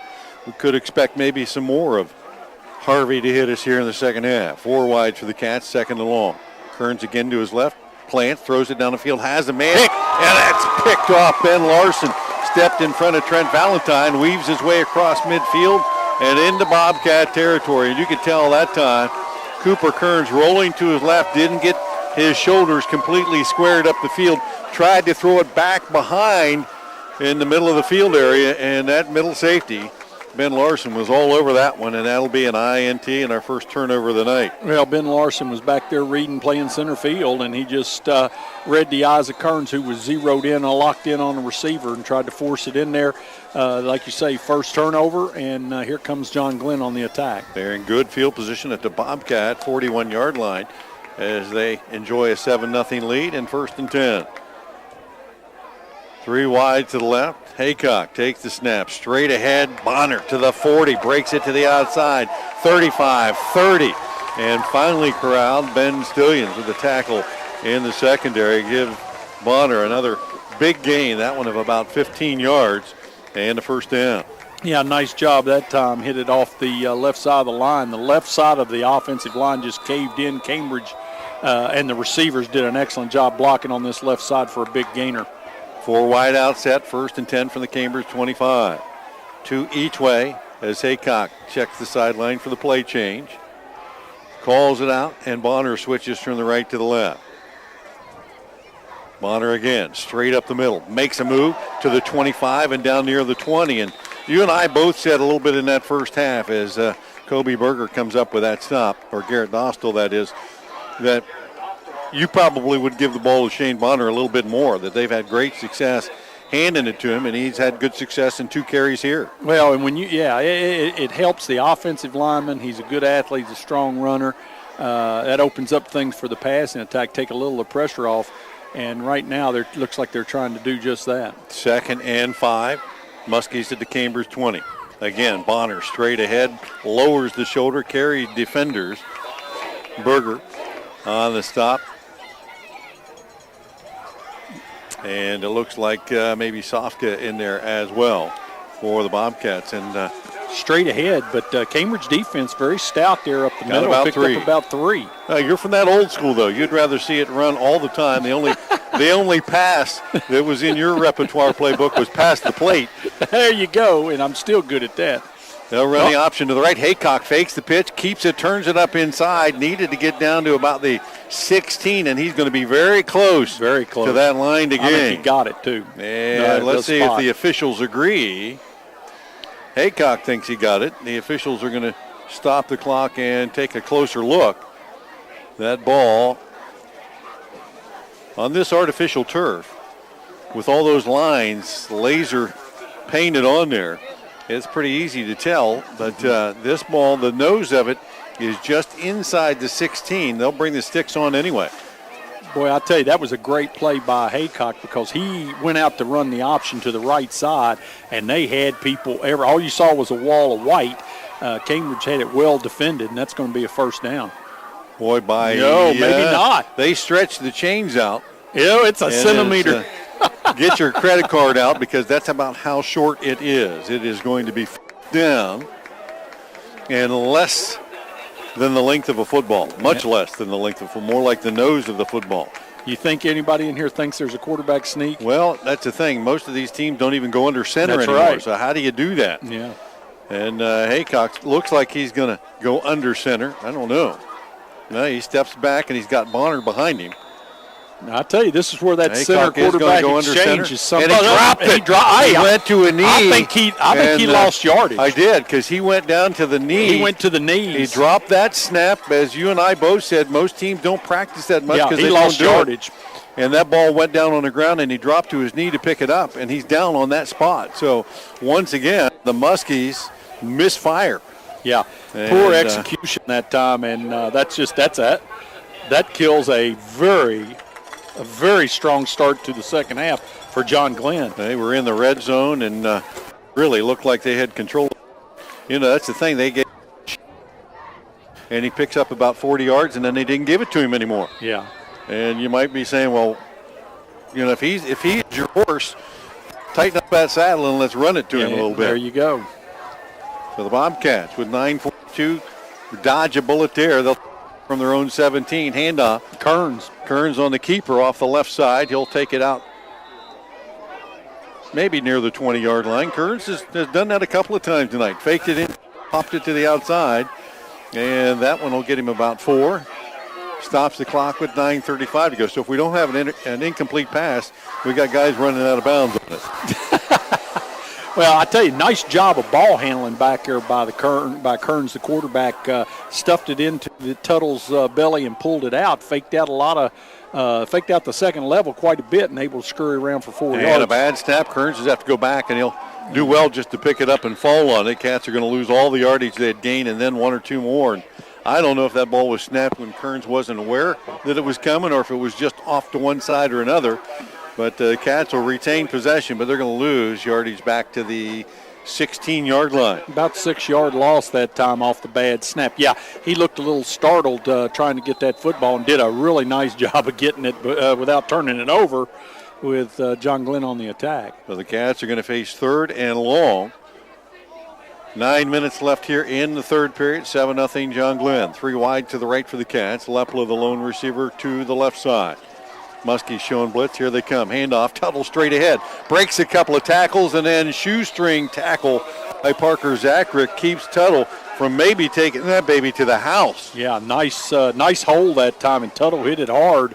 Did a really nice job. He got about 10, but he's about 2 yards shy of the first down. And they're deep in their territory, so they really got to punt the football.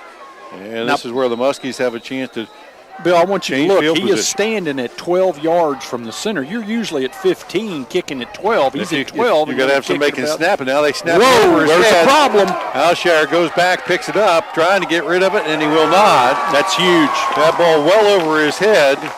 And the Cats had problems with one of those a week ago. Alshire will down it as he's back on the 4-yard line. And so the Muskies in golden field position this time. You couldn't be much better. Are going to take over at the Cambridge 4-yard line. First and goal to go. That's about a minus 21 yards on that particular play and puts the ball inside Cambridge 4-yard line. Now they're going to have to really get after it. Cats have enjoyed very good special teams for the last several years, but this year they've got all new people in those positions, including their snappers, kickers, punters, and they are struggling right now. First and goal from the Cambridge 4-yard line. Bonner offset to the left of Haycock. Well, the play clock, the back judge is resetting the play clock, so both teams are ready to go. I don't think that play clock is going to be much of a problem right now. 4 wideouts, 2 each way for the Muskies. Bonner will shift off to the right side in a pistol set. And he'll take the handoff straight ahead and dance right into the end zone, virtually untouched. So the Bobcat miscue turns into 6 points for the Muskies. Yeah, just right up the gut, and like you say, he was not touched. Nice job by the offensive line to get movement, and a quick 6 by John Glenn off the bad snap. 8:06 of the third period, a one-play drive for the Muskies, and scorer Perkins comes on to try to tack on the extra point. He's set. There's a snap. Ball on the tee, and the kick is up, and it is good. 14-0. John Glenn on top of the Bobcats. We'll be back right after this.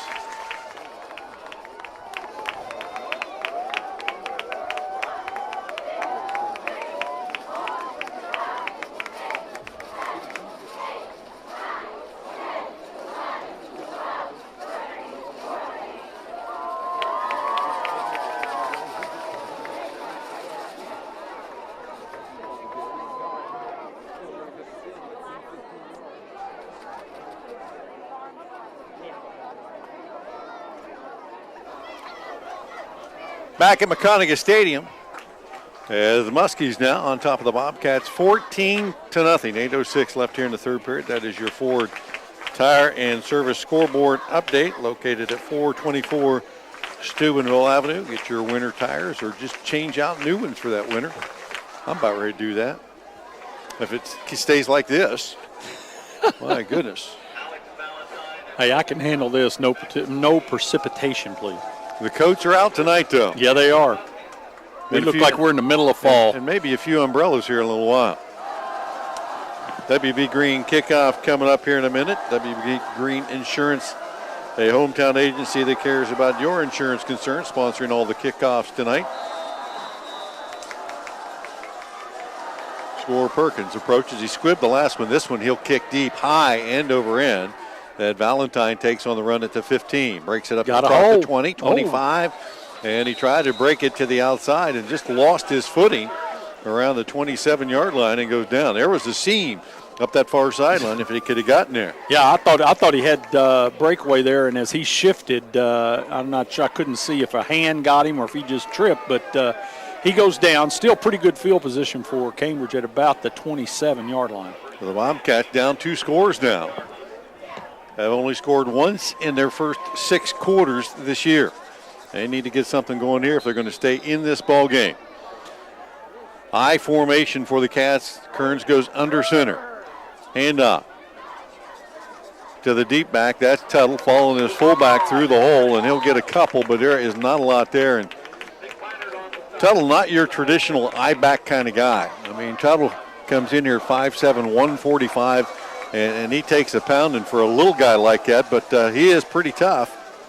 But there's just not a lot there in terms of breaking tackles. No, when you're running isolation like that off the edge, it's tough with this defense. You're running against a 3-5, so you've got 5 linebackers running to the ball. Jordan Urian, 205-pound senior, leading his way through there. They'll run the play action.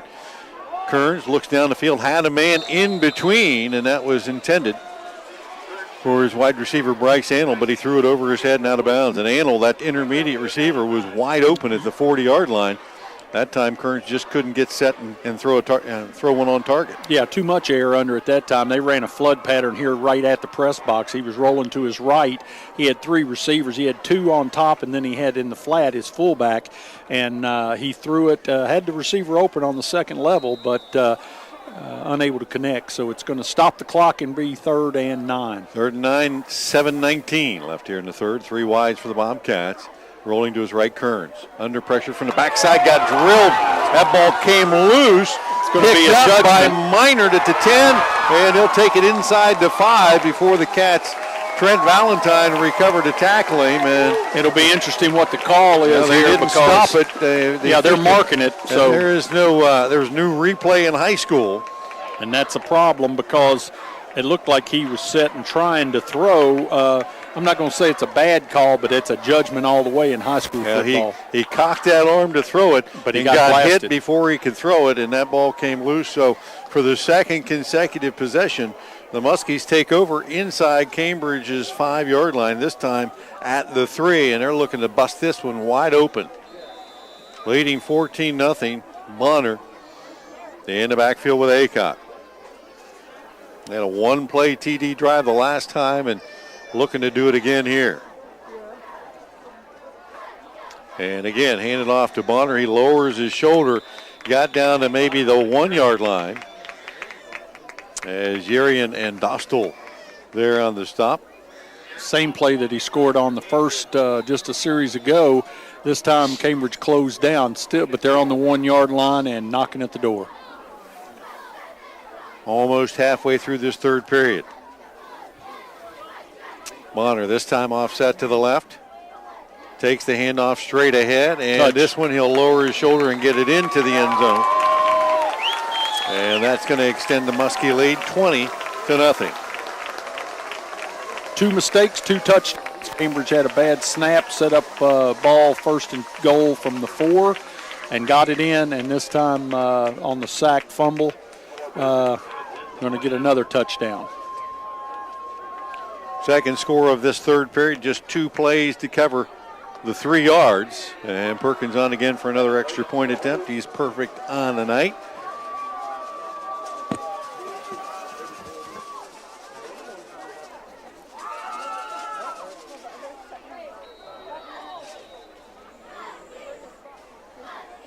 And now we're ready to go. Well, right-footed soccer-style kicker, high snap. They get it down, though, and Perkins' kick is up, and it is true. And the Muskies extend their lead 21-0. We'll be back right after this.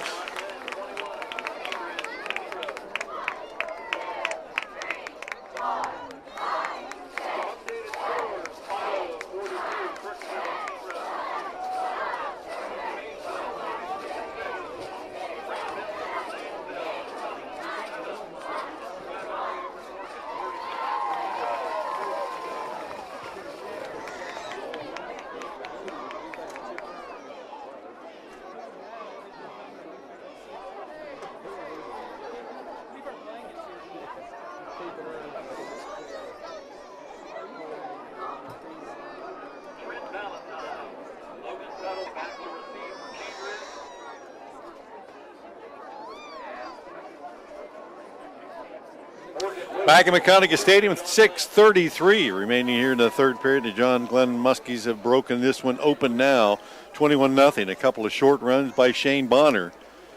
And the Cats' mistakes have turned into John Glenn points. Cambridge played a pretty mistake-free first half. That has not been the case here in the second half.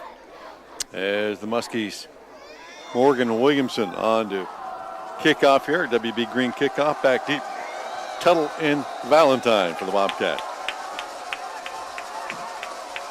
Williamson approaches. High, end over end. It's going to go to one of the up backs. Oh. And Luttrell. I think Valentine ended up with it. Yeah, Trent Valentine came up and got the miscue as that ball hit the hands of Luttrell Payton, popped straight up in the air.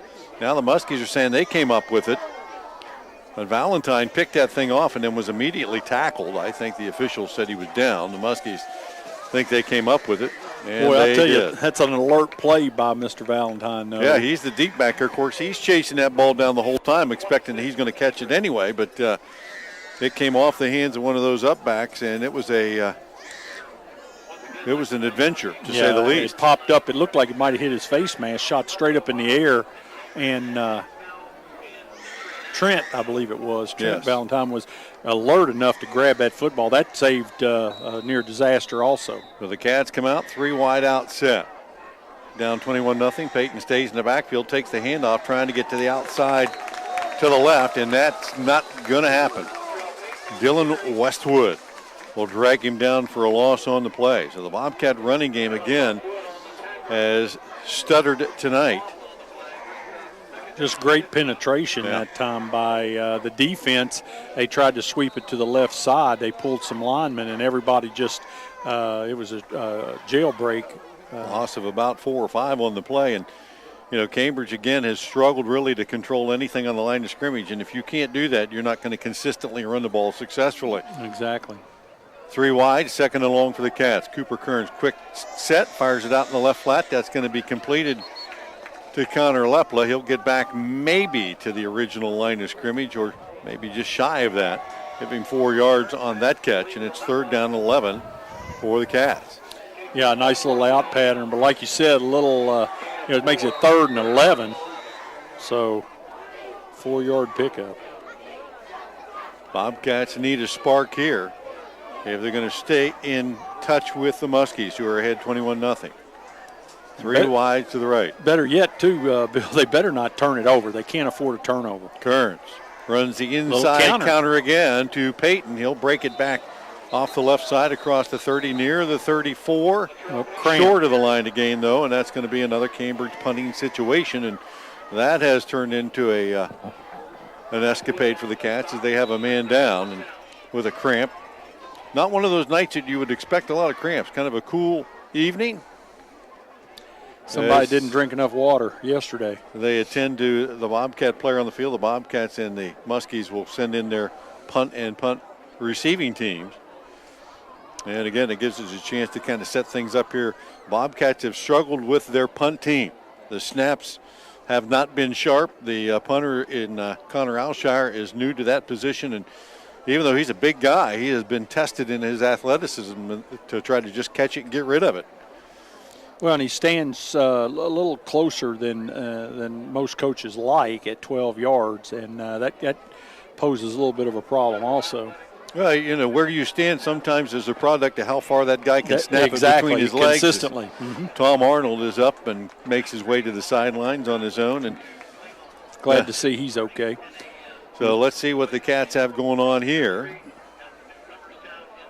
as they face a 4th and 4.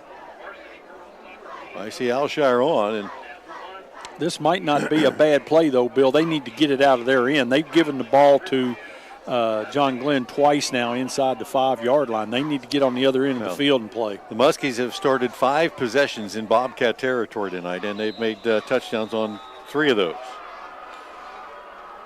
Looks like Alshire's a little deeper this time. He gets a good snap, steps into it, low spiraling kick that drives Bonner back to his 30. He'll take it up the far sideline to the 40, 45, 50, breaks it into Cambridge territory at the 45, and finally tackled near the 43-yard line. And with that kind of a return, the Cats might have just even gone for it. That's almost brought it back to the line of scrimmage. Yeah, brought it back to the first down marker, that's for sure. He had the ball on the right side on Cambridge's sideline, went right up that sideline, had a wall. Nice tackle. I couldn't see who made the tackle, but that was a saving tackle or it'd been in the house. Bonner and Clifford both tonight have had a couple of really nice returns that have given the Muskies great field position, and they have it here at the Cambridge 43, leading 21-0. 4.5 left here in the 3rd period. was 7-0 at halftime. The Muskies have added 2 here. Back to pass. Haycock, quarterback draw straight ahead, and the Bobcats snuffed it out pretty quickly as Haycock got down to the 40, a gain of 3 before Kobe Berger converged on him. Able to pick up 3. They had a little game on that time, did Cambridge, and he ran the quarterback draw right into it and got by the oncoming blitzers, but took a pretty good shot there as it finished up. 2nd and long, 4 wides for the Muskies. The handoff straight ahead to Bonner. Has a hole inside the 40, drags a defender inside the 35. That's Connor Leplo, who went for a ride there on Bonner's backside, and he'll drag him down close to the first down marker, just a yard shy. Yeah, going to pick up, looks like about 6. And Bonner gets some momentum going. He's tough for one guy to bring down. Yeah, he is. He's very strong. And, he hits strong. 2 wides each way for Haycock. 3rd and short and 4 down territory for the Muskies. There's and movement. A flag I think came in. Right guard might have moved. They're going to call procedure on the Muskies. That'll drop them back 5, so it'll be 3rd and 6. Yeah, I hate to call him out, but I believe De Lorenzo, he kind of moved. He readjusted in his stance, and the umpire was quick to throw the marker, so that's going to make it 3rd and 5. 3rd and 6. Why you got to do that to those linemen? You got to give names and stuff and let everybody know who made a mistake. We got to know they're playing, baby. We don't get to talk about them very much. 3rd and 6. Haycock, quick pass into the left flat, completed to Larson. Makes a nifty move to elude a couple of tacklers and then takes it inside to 30, and that will be a Muskie first down. Yeah, going to pick up about 12, I think. Larson made a nice little move to make 2 Bobcats miss, and then got it ahead for the first down, and that sets the Muskies up at the Cambridge 29-yard line, 1st and 10. Clock continues to run at the 3-minute mark. Late 3rd period, 21-0. John Glenn on top, and again a balanced set, 2 wides each way. Haycock takes the snap, drops straight back, fires it down the left sideline, and he had Bonner slipping out of the backfield, and he was under duress. Yeah, he got busted. Anthony Colvin and Jordan Urian both there that time to put pressure on Haycock, and he paid the price for that one. Yeah, he did. He hung in that pocket and threw it, but he had somebody in his face, and they belted him. Yeah, Bonner trying to run that wheel route again, and had he cleared the line of scrimmage, he probably was going to be open. 2nd down and 10. Again, a double slot set for the Muskies. Bonner in a pistol set off to the right. And again, somebody else moved. Movement up front. Not going to mention their name this time. Well, I don't know if you saw it. I didn't. Yeah, I saw. It's just a little bit of once you're in your just stance, a flinch. you once can't you're down do, there, you can't move. Well, like you said, those linemen get some airtime, but this may not be how they want it. No, exactly. So the Muskies are going to have to work off their 2nd penalty of this drive, and they've been successful doing so far. 2nd and 15. Haycock will drop back. Looks to his right, fires it out there to Clifford. Slips 1 tackler, 30. He's fast. 25, down to the 20. Breaks another tackle at the 20 and gets down to the 13-yard line. Joseph Clifford, good-sized young man and pretty fast as well. Clifford listed at 6 feet 160. He looks a little bigger than that maybe on the field, and that's going to move the sticks again. Another JG first down. About 18 yards on the pickup, and now once he gets it, he's got speed, and boy, he shot through that 2nd level. Some pretty decent tackling there. The jailbreak screen. Haycock hands it off straight ahead. Bonner, big hole down to the 10, the 5. Touch. Reaching for the end zone, and he is in from 14 yards out. The Muskies tack on another TD. Their 3rd in a row here in the 3rd period, and Bonner's 3rd of the night. Yeah, touchdowns of 4, 1, and 14 for Bonner in this half. 2:08 left here in this 3rd period, I should say, and John Glenn has extended their lead. They take that just 43 yards, another short field drive, as Perkins comes on for the extra point attempt. Had a couple of penalties they were able to overcome, and Perkins puts another one up and through. And the score extends to 28-0. John Glenn over top of Cambridge. We'll be back right after this.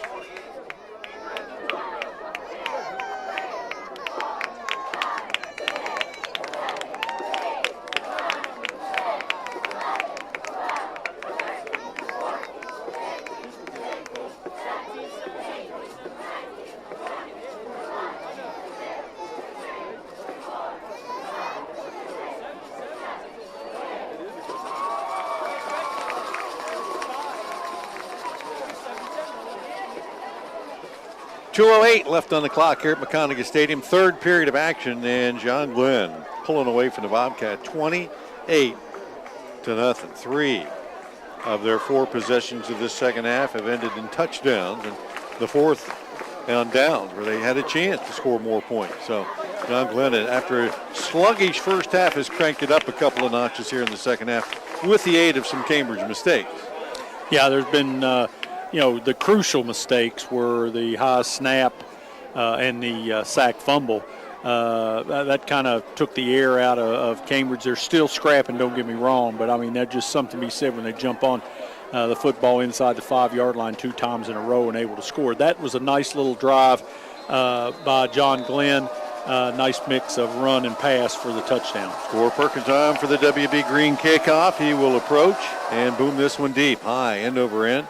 Alex Valentine will take it on the run at the 16, out to the 20, 25, 30, and out across the 30 to the 35-yard line for Alex Valentine and the Bobcats.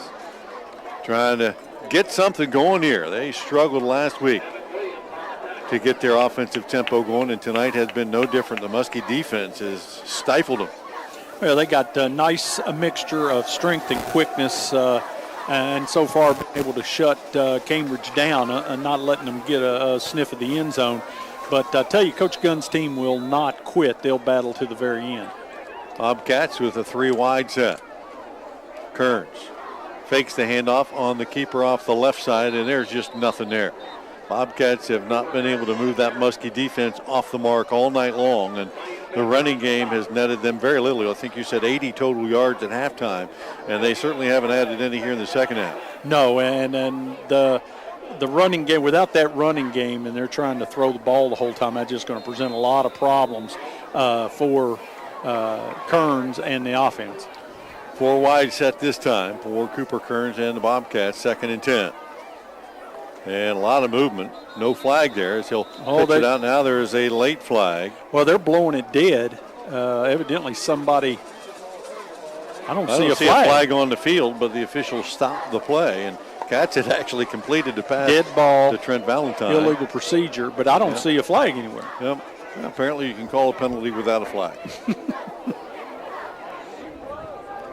That will be a 5-yarder against the Bobcats. They will replay that down. Well, and oddly enough, they went with a pop pass that time. They completed it. Yeah.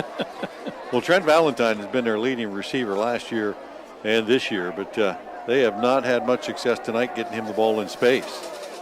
He is in the slot this time. The handoff straight ahead, Latrell Payton, and he'll burst off the right side across the 35 near the 36, almost 37. So he got the penalty yardage back, and it's 3rd and 10.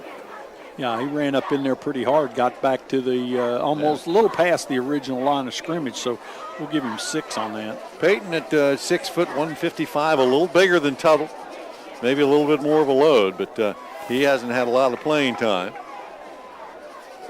Just a sophomore.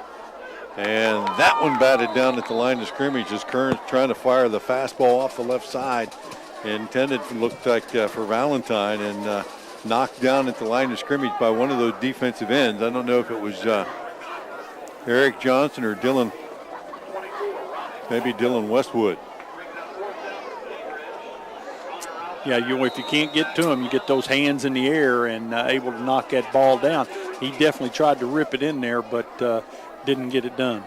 9th punt of the night coming up here for Connor Alshire. Good snap this time, gets into it, angles it away from the return men, hits it about the 40-yard line and skips out of bounds in John Glenn territory with 41 seconds left here in the 3rd period. 28-0, the Muskies. Yeah, Cambridge playing a lot of defense this half. The offense really getting. So they'll mark it at the John Glenn 41-yard line. And the Muskies up 4 scores to none. Send the offense back on the field. Haycock and Bonner in the backfield. Casey Smith wide to the right. Perkins along with a Radcliffe. And it looks like Larson in the slot to the left. And the handoff straight ahead to Bonner. And the Bobcats this time equal to the task. Alex Valentine there along with Connor Lepla to get him after a very short game. He cut it back to the inside this time. He's been busting it outside and letting those wide receivers crack back and get some good blocks. This time he stayed in tight and only picked up a couple. 2nd down and 8 as the clock winds down under 20 seconds here. And the Muskies, I think they're going to be able to let this clock run the whole period out, and they will. That'll take us to the 4th period of play. 28-0, John Glenn on top of the Bobcats. We'll be back right after this.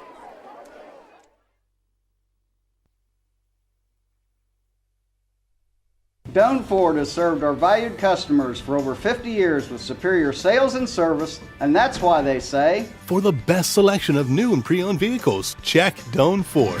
I'm not buying till I check Doan Ford. At People's Bank, we're not just from the community, we're for the community. By having a close relationship with your family, our specialists can assess your immediate needs, as well as help you plan for the future.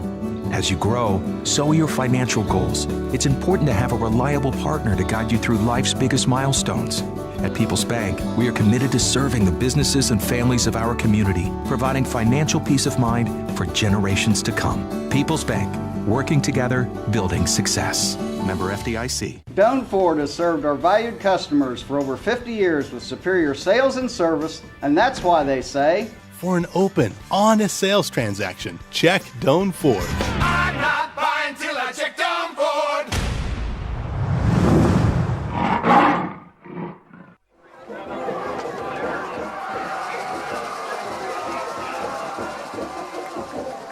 Back here at McConagha Stadium, 4th period of play. John Glenn leads it 28-0.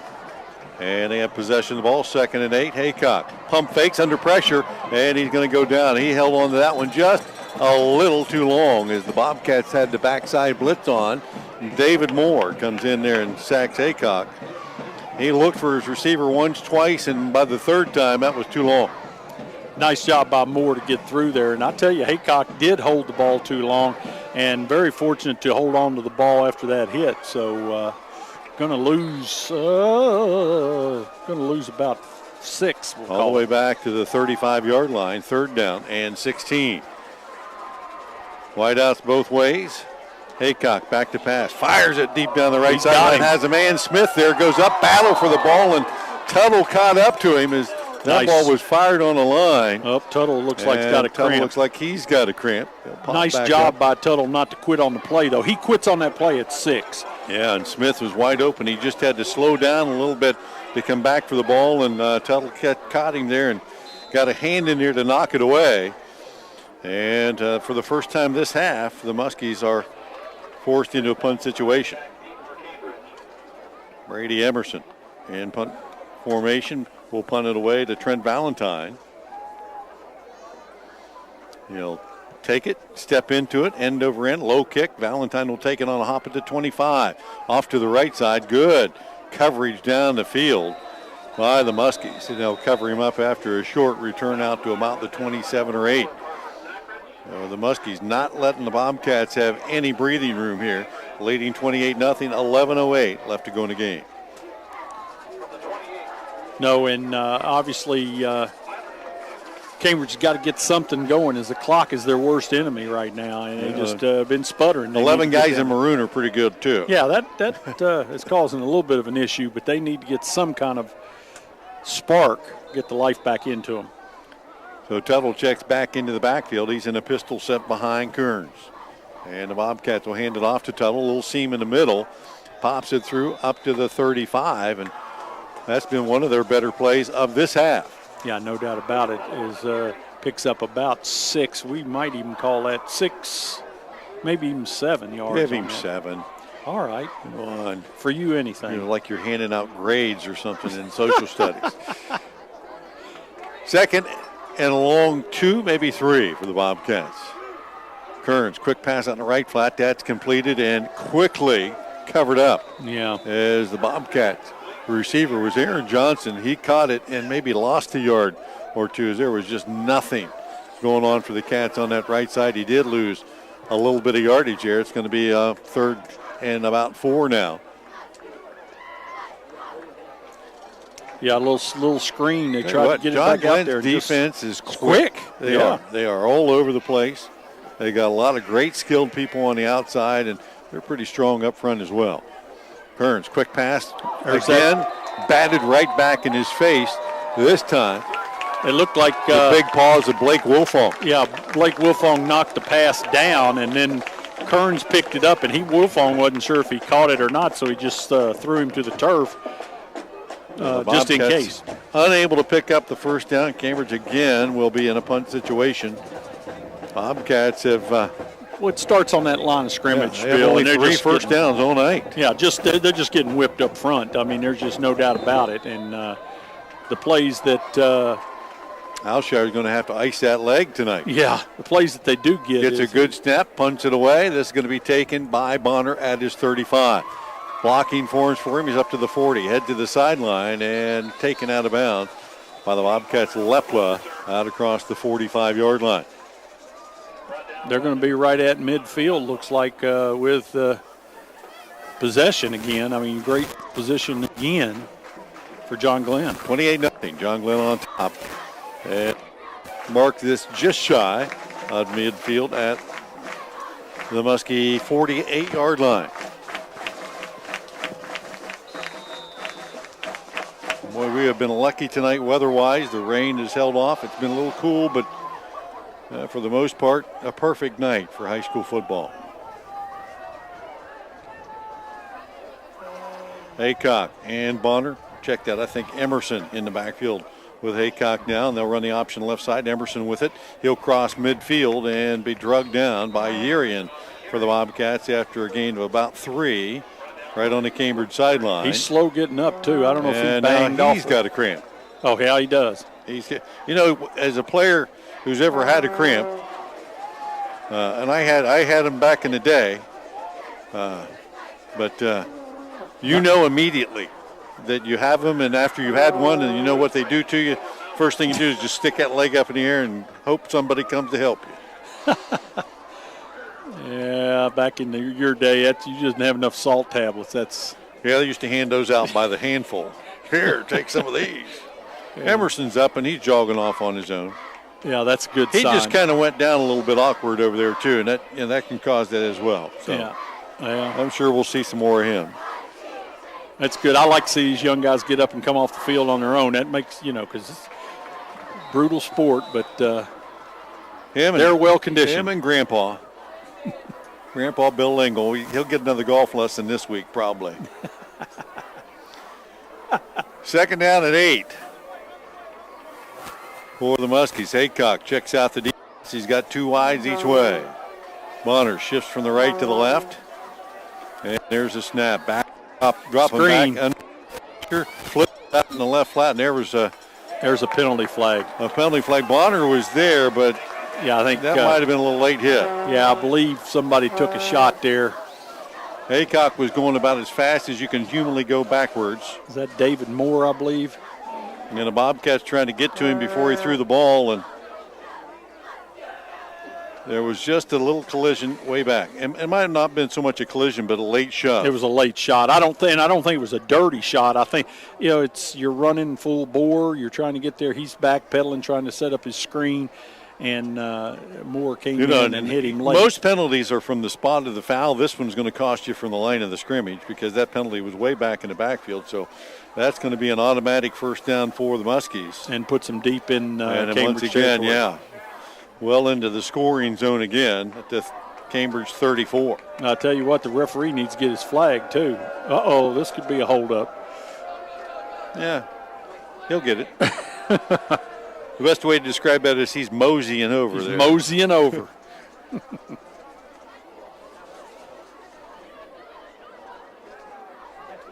9:05 left to go in the ball game. 7-0 at halftime, but John Glenn added 3 scores in the third period to pull away. And now threaten again. Haycock back to pass. Looks deep down the left side. Has a man there. In stride.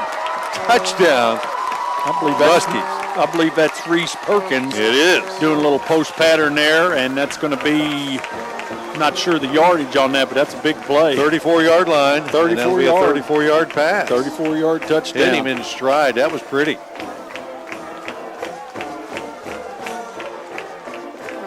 Reese Perkins, just a youngin', and he's super excited about catching that for a touchdown, and now Cousins score on for the extra point attempt.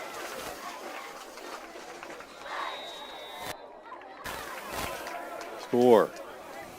Puts the tee down, steps back, waiting on the hold from Evan Williams. He'll put it on the tee. Perkins kicks it up, and he's perfect on the night. 35-0. John Glenn on top. We'll be back right after this.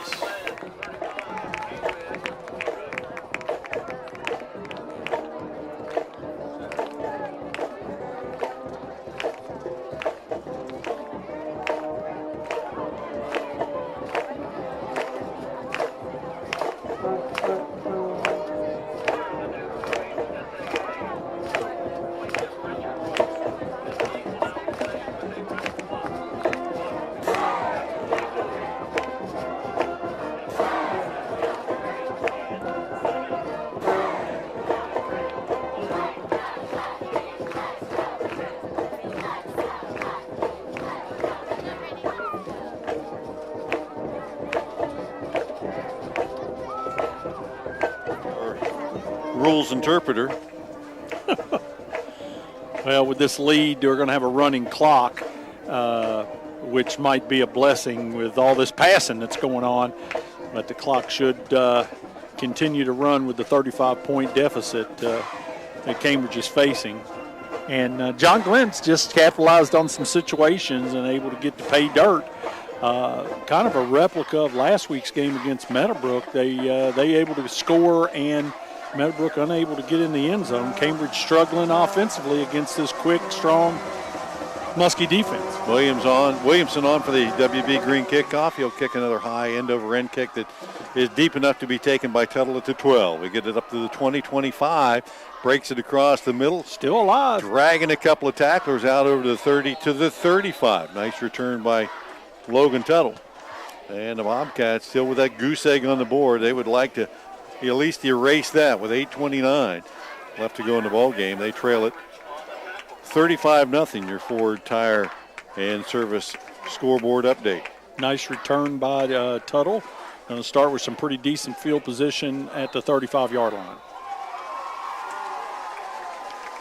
Bobcats offensively tonight just have not been able to get anything on track. Alex Valentine in motion from the right to the left. Cooper Kern takes the snap, fakes it, and throws a pass to his intended receiver, Trent Valentine. And that one again tipped at the line of scrimmage. Kearns is not that tall. Hey, they list him here at 5'9", and you got a couple of guys up here at 6'2", 6'3". They're going to get hands up and make it hard to throw over top of it. Yeah, they get those hands up, and they're able to tip that football. And the receiver was pretty much exposed that time on that little pop pass. So, second out and long. Kearns rolls to his left, looks down the field, fires out in the flat, has a man, and that's Trent Valentine across the 40 out to about the 44, short of the first down marker. Yeah, still able to pick up, looks like it's going to be about 9 yards. Yeah, just a yard shy. This is where the Cats have struggled, though. They get that short yardage, and they can't count on being able to run the ball to get the first down. Yeah, so, they just don't get a push up front. Everything is a passing situation in some of these circumstances because they have not been able to get the push up there. 30 yard. Now run the option to the right. Kearns. He might get it. Gives ground and then gets ground. Has the first down across the 45 out to the 49 before he's spun down by Minard.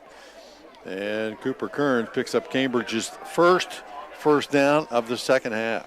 Yeah, and he picked up about 6 yards that time. Nice job of finding the opening and It looked like he was going to be stopped for a loss, but he scampered away and then able to cut it up and back against the green for about 6. Got it right to the 50-yard line, 1st and 10 Bobcat. 35-0, John Glenn, as the Cats spread the field again. Kearns hands it off inside, and faking the move inside goes Peyton, and he'll work it outside left side before he's finally knocked down. The Muskies, Reese Perkins up there to make that stop along with Jake Radcliffe. Able to pick up 5 that time on a little sweep to the left side, and ran right at the press box. Didn't look like there was anything there. No.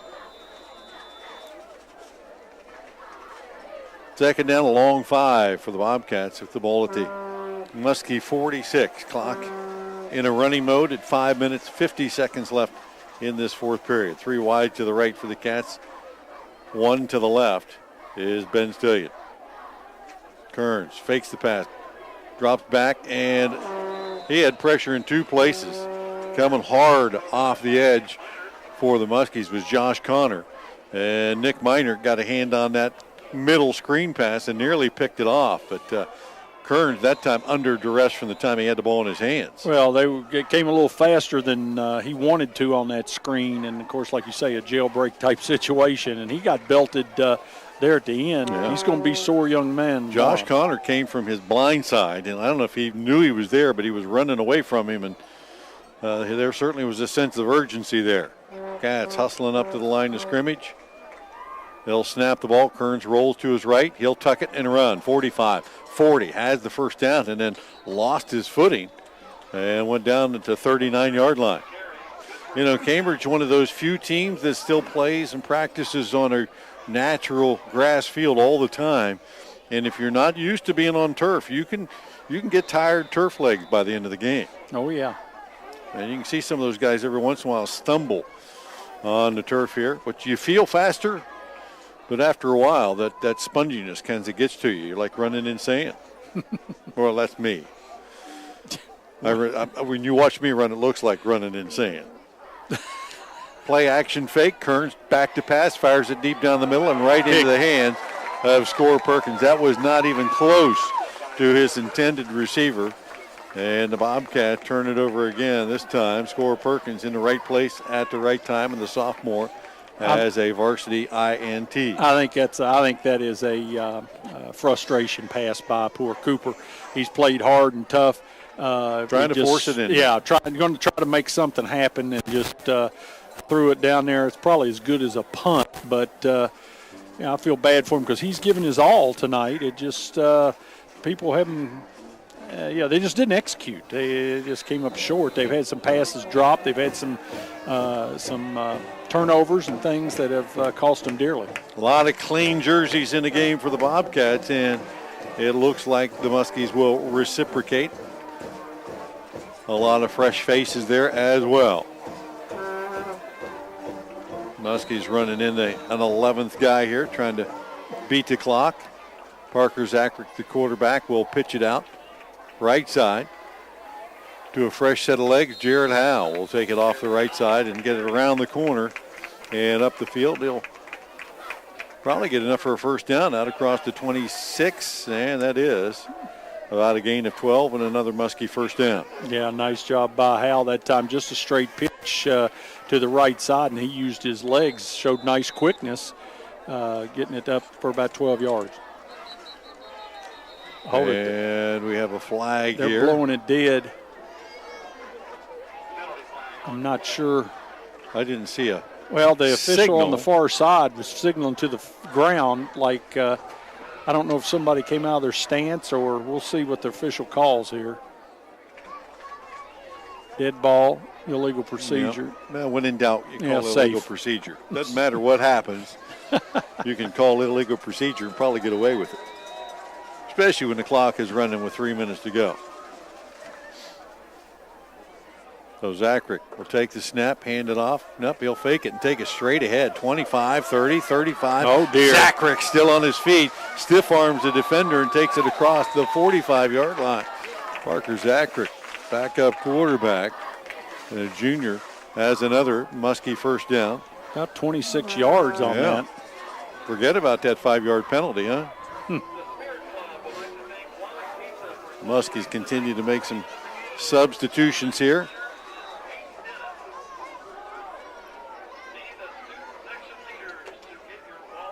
.235 and counting as Zacharick has the sign from the sideline. And Ian Howell in the backfield, who handed off to Howell left side, has the corner, 50, 45, 40, down the sideline, and finally taken down inside the 35-yard line. Getting chunks now as he picks up just about 19 on there is no edge there for the Bobcats. Keelio White on the stop.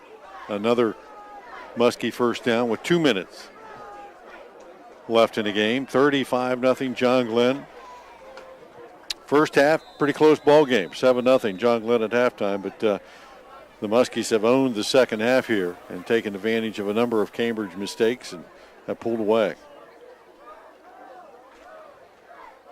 Howe on the fake. Now Zacharick straight ahead, 20-yard line. Breaks it to the outside, inside to 10, and finally taken out of bounds by one of the Bobcat deep backs. That's going to be about 25 more. For Aiden Bunnell, I think. And another first down. And Cambridge's second defense came off the bench pretty cold here. Yeah. Have not been able to stop the Muskies, who started at their own 16 and now have it at the Cambridge 8-yard line.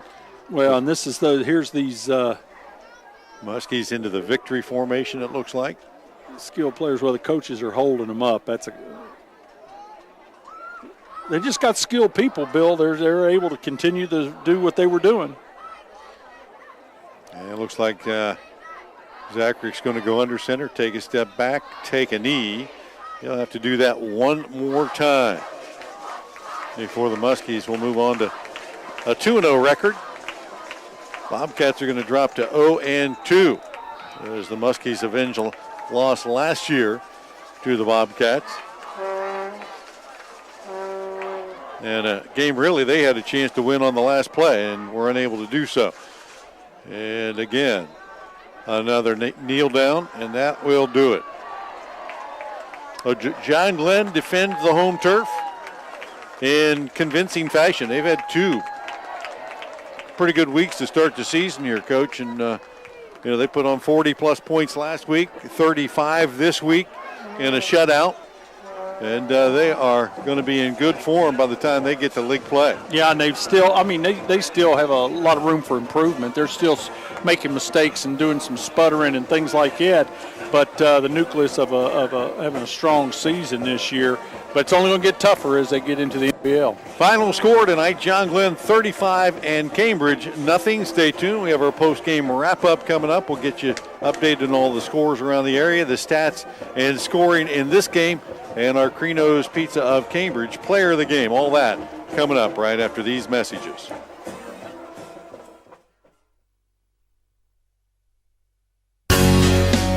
At Whitesides of Cambridge, it's all about relationships. Sure, they want to sell you a car, but they also want to earn your business. The people at Whitesides of Cambridge are professionals and never stop training to stay on top of the latest in automotive developments. Your satisfaction is guaranteed. Plus, every new Buick, Cadillac, and GMC in stock is priced at factory invoice or less, plus all eligible incentives and rebates. It pays to drive to Whitesides of Cambridge. Visit them online at whitesidesofcambridge.com.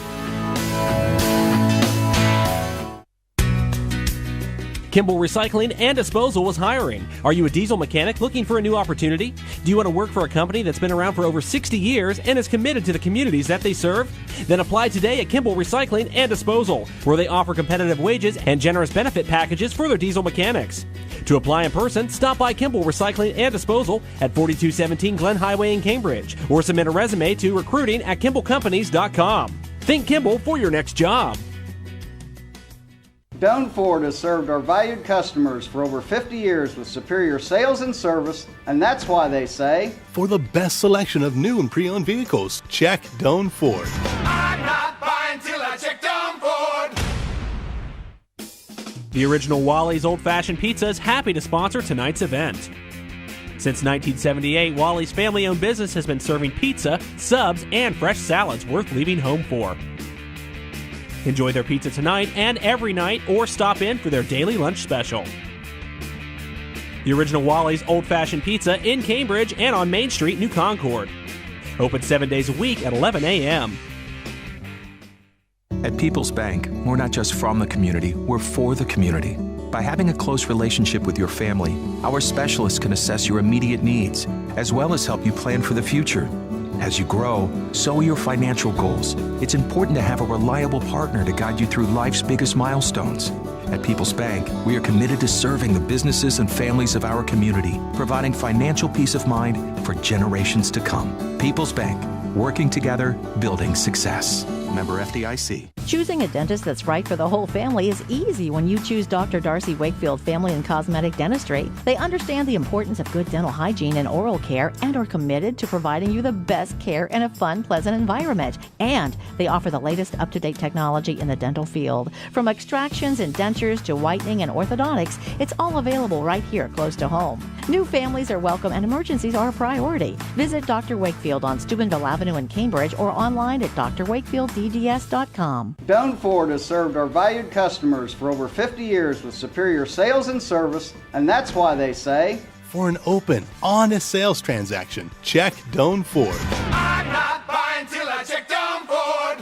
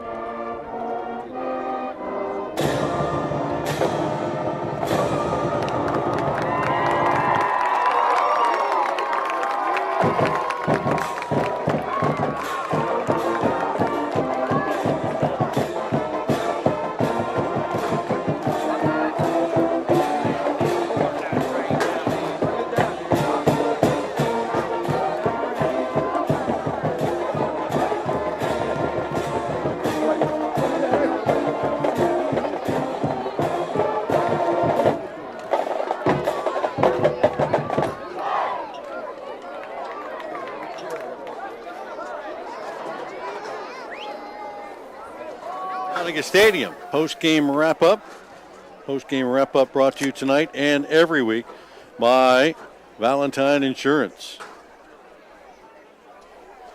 Check out Valentine Insurance or call John Valentine in Southgate Parkway in Cambridge. Our post-game report brought to you tonight. And Bobcats on the short end of a long score, 35-0. John Glenn goes to 2-0 on the season. A convincing win tonight. Took them a little while to get things started, but they were very opportunistic in that third period and took a 7-0 halftime lead and extended that on a couple of Bobcat mistakes. But Shane Bonner, huge night, 3 touchdowns to lead the Muskies. They got started by the quarterback, though, Justin Haycock. Late second period, or I should say early second period, Haycock found Joseph Clifford wide open down the left sideline. And he capped off a 58-yard drive, 7-0 the score after a Score Perkins extra point. Shane Bonner then would take over in the second half. A 4-yard run, a 1-yard run, and a 14-yard run, all in the third period. And the Muskies put this game away at that point. And then finally a Haycock to Reese Perkins, 34-yard touchdown pass, which was a thing of beauty. He hit him in dead stride, break into the post. The extra point was perfect, and it made it 35-0. The Bobcats really, I have to think if the Cats actually crossed midfield tonight. If they did, it wasn't maybe more than once or twice. Yeah, they didn't. They were unable to move the ball very much at all against that staunch defense. Yeah, the Muskies, outstanding job tonight defensively. They really held the Bobcats to nothing rushing and very little passing. As Cooper Kearns didn't have much time to throw the ball, but on the other side, you flip that coin over. The Muskies tonight, they were clicking on all cylinders. Well, they had they sputtered there early in the first half, unable. I thought Cambridge's defense played really, really strong to start things off, and then they played a lot of defense, and you don't like playing that defense. And finally, John Glenn wore them down. As we start to look at some numbers, looking at the Cambridge first, Cambridge had 124 yards total offense. They had 80 yards, and this is unofficial, best we could do. 80 yards rushing, 44 yards passing. Leading the rushing was Logan Tuttle, who ran very hard, 39 yards on 11 totes. Cooper Kearns added 20 on 11 totes also.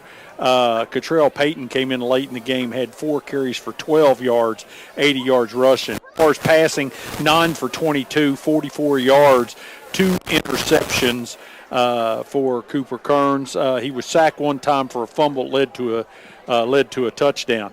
Leading receiver Trent Valentine had 3 receptions for 21 yards. Connor Lepla had a couple of receptions for 11. Logan Tuttle had 7 yards. Alex Valentine 8, 44 yards passing. 80 rushing, 44 passing, 124 yards. Looking at John Glenn, it's a totally different game. 408 yards total offense, rushing 219 yards, passing 189. Justin Haycock went 13 for 25, 189 yards, 2 TDs. He was sacked 4 times. His 2 TDs, one went to Joseph Clifford, who ended the night with 52 yards. He had a 7-yard TD. And then Reese Perkins, the real pretty pass that Bill was talking about, he had 1 reception for 34 yards and a touchdown. But he spread the love around as he hit 7 different receivers. Cody Smith had 16 yards. Ben Larson, 3 for 18 yards. Shane Bonner led all the receivers with 57 yards. He had 4 catches. Joseph Clifford, 52 yards on 3 receptions. Of course, 1 was a 7-yard TD. Brady Emerson had 1 for 5, and Reese Perkins a 34-yard touchdown. 189 yards in passing. As far as the rushing totals are concerned, of course, they were led by their big dog Shane Bonner. Carried the ball 18 times, 118 yards, had 3 touchdowns, a 4-yard TD, 1-yard TD, and a 14-yard TD for the night, all in the second half. Jared Howe came in late mopping up, had 31 yards. Parker Zachary late again mopping up 51 yards, and Brady Emerson added 15. Justin Haycock had 4 on 6 carries. So 219 rushing, 189 passing, 408 total yards for John Glenn to 124 total yards for Cambridge. Yeah, that performance just about as dominating as the score, 35-0, the final score. John Glenn on top of the Bobcats. Each week, Dirty Dog Pet Salon sponsors a play of the game. Have your dog groomed at Dirty Dog Pet Salon, located on Cochran Avenue in Cambridge. And, there are a number of big plays for the Muskies, but the one that probably broke it open was taking advantage of the Bobcats' couple of mistakes they made early third period. One, a bad snap over top of the head of the punter for the Bobcats, Connor Alshire. He did the best he could to try to salvage a bad situation, but the Muskies set up camp at the 4-yard line and punched it into the end zone.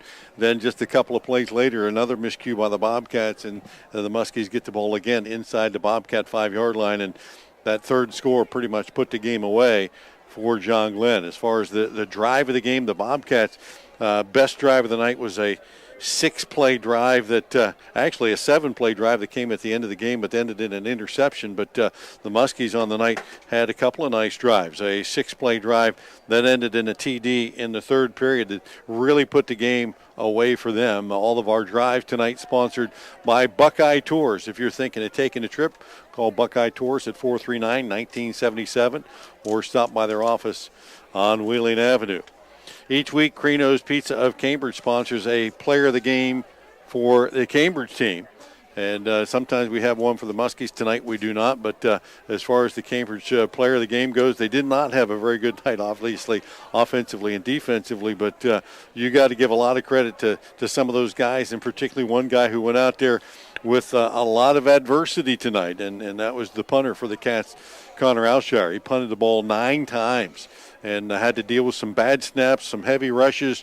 You know, that's a situation that he's in for the first time this year as a senior, trying to do that. And you're at the mercy of the guy snapping it to you and the guy blocking it for you in that situation.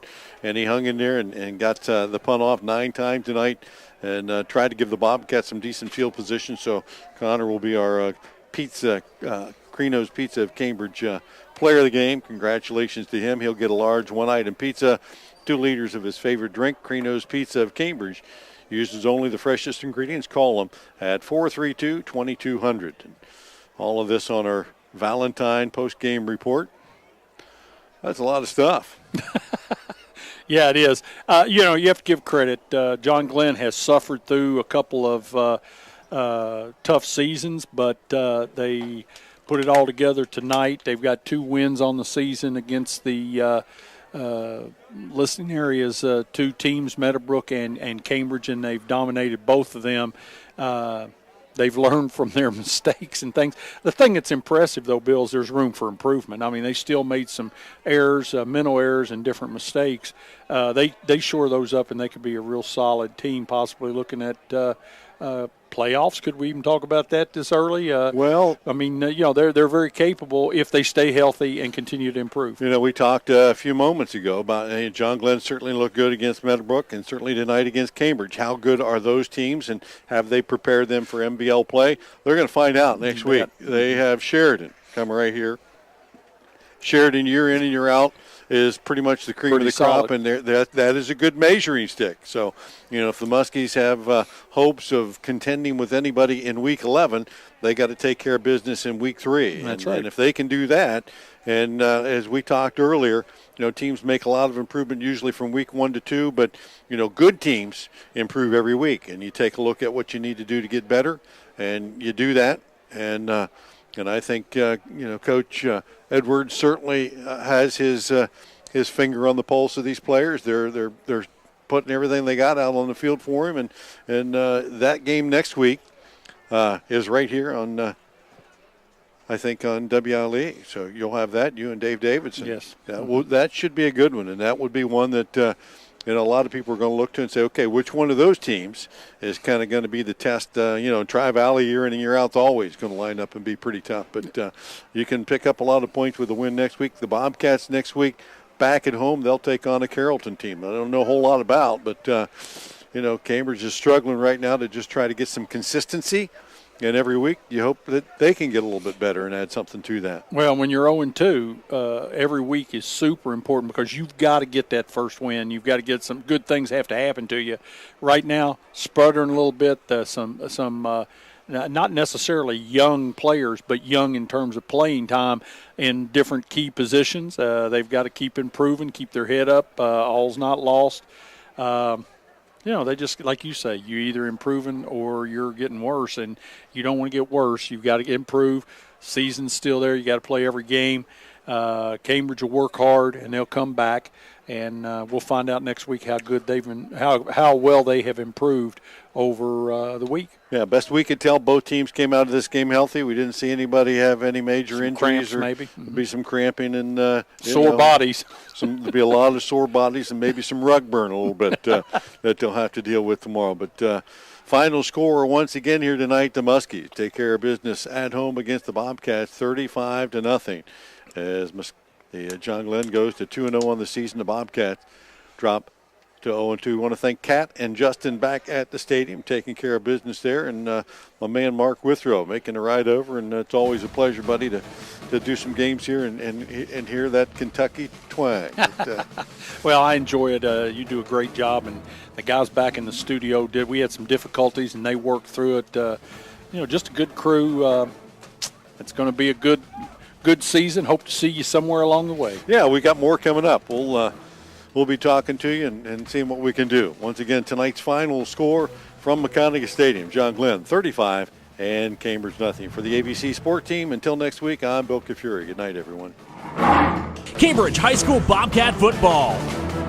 Tonight's game is brought to you by Whitesides of Cambridge, Kimball Companies, Doan Ford, Wally's Pizza, People's Bank, and Dr. Darcy Wakefield DDS. This has been a presentation of ABC Sports.